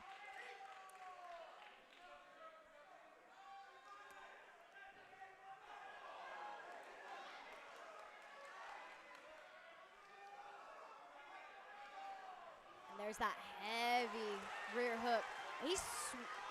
Beautiful high kick from Baba. It's hard to talk, huh? Yeah, it is. Getting lost in the action, but It's a fun fight to watch. this is a great fight. It has something for everybody, you know what I mean? You've got, like I say, you've got technical striking on display from the side of Baba Wailiua. You've got the explosive aggressiveness, like the scrapper from the side of Jarrett Rodriguez. And it's just it's a brilliant performance all around. Yeah. Baba's kind of putting on a clinic right now. For sure, and I think that's I think Rodriguez is aware of that in his mind. I think that's why we're starting to see that showboating and the kind of calling him on with his hands. I think he wants to lull Baba into a scrap in the hopes of catching him. But you got to think these are 2-minute rounds. That takedown, probably going to see out the rest of this round and see Baba victorious unless Jared Rodriguez is able to throw up another one of those arm bars that we saw in the first round. Kind of like a Hail Mary submission right now.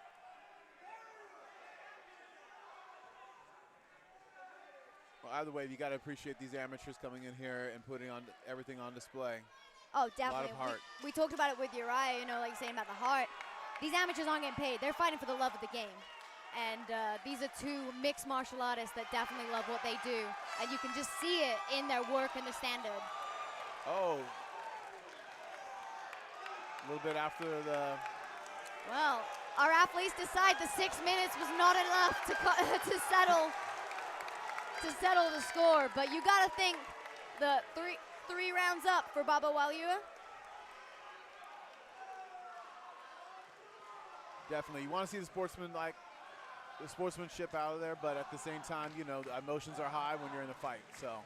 Yeah, I'm sure they're fighters through and through, but I'm sure once emotions settle and that adrenaline dies down, they'll hug it out. Yep. That's the best part of it. You got the crowd cheering for them. And that kind of builds on what we're talking about, how it's like kind of like a sport, right? It's now we're looking at it as the sport and not just going in there and fighting. It's not just a bunch of thugs in the cage, right? This is a sport, and it's growing as a martial art, and it's respectable. And, you know, like, we can fight and we can do what we got to do, but at the end of the day, like, it's not personal. Yeah, two athletes in there putting all their work on display and hoping they come out victorious. And in this case, not just representing themselves and their families and their communities, but also their universities or their gyms, or both. Well, Garrett Fertig's entering the cage, ready to give our official decision of the night.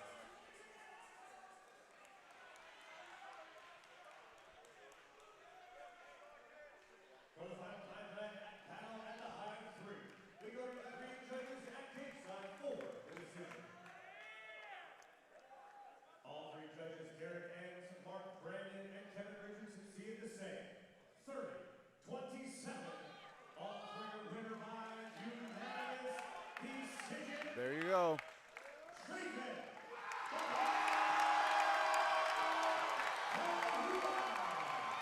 Traven Wailiua not just securing his second victory for Sacramento State's Combat U, but also again he turns kind of turns the mood in here and secures the first win of the night for Sac State Combat U as he talks to our ASI president.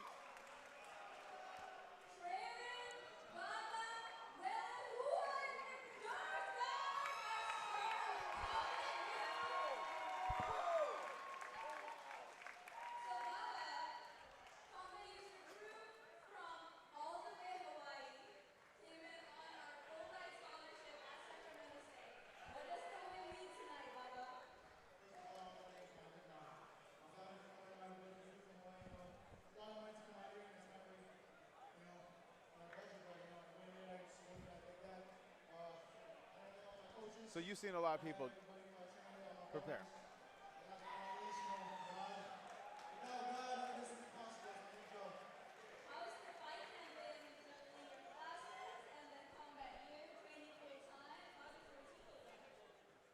Same on the job.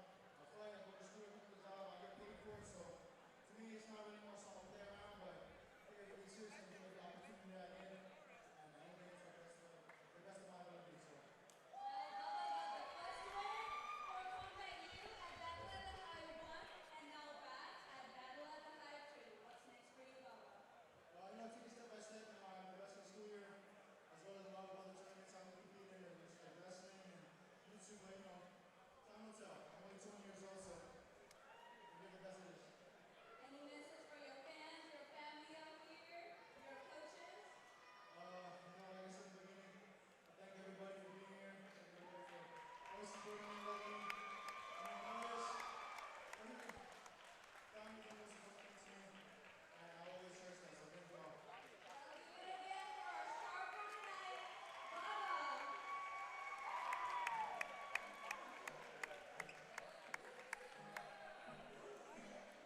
top. All right, well, that's all for Combat U's Battle of the Hive 3. Baba, while you are definitely cementing himself as the face of Combat U right now as he advances to 2-0. Both victories coming on Combat U home soil by dominant fashion. And, you know, such a respectful and humble kid with a great support system. But again, as we mentioned, we had 3 MMA fights on the card that worked their butts off, came out here and did their best to put on. I mean, all of the fights were exciting. I don't think there's a single fight that we can say was not exciting tonight, Dr. Wood. But you know, we also had our jiu-jitsu team go undefeated. So, hats off to you, and thank you so much for building this program, this platform for the next generation. Is there anything you'd like to say to close the night out, Ted? The only thing I'd say is that our jiu-jitsu team is phenomenal. You know, to go to nationals and to have 9 people become All-Americans and 5 national champions, and then to come and see them perform well here in the cage, and then to see Baba close out the night, you gotta be proud. Look what you built. Yeah, we built. We all built you know, together. I'm honored to be included in this program and to have the opportunity to grow with the program and support the kids, you know, inside and outside of this cage. So yeah, thank you so much for the work that you and everyone here at Sac State are doing, and I'm excited to see you guys at the next show. All right, can't wait for it. And when's the next show? I am not 100% sure right now. We got to get on Hector, the director. That's coming up. But we'll let you guys back home know. Thank you guys for tuning in, and we'll see you next time.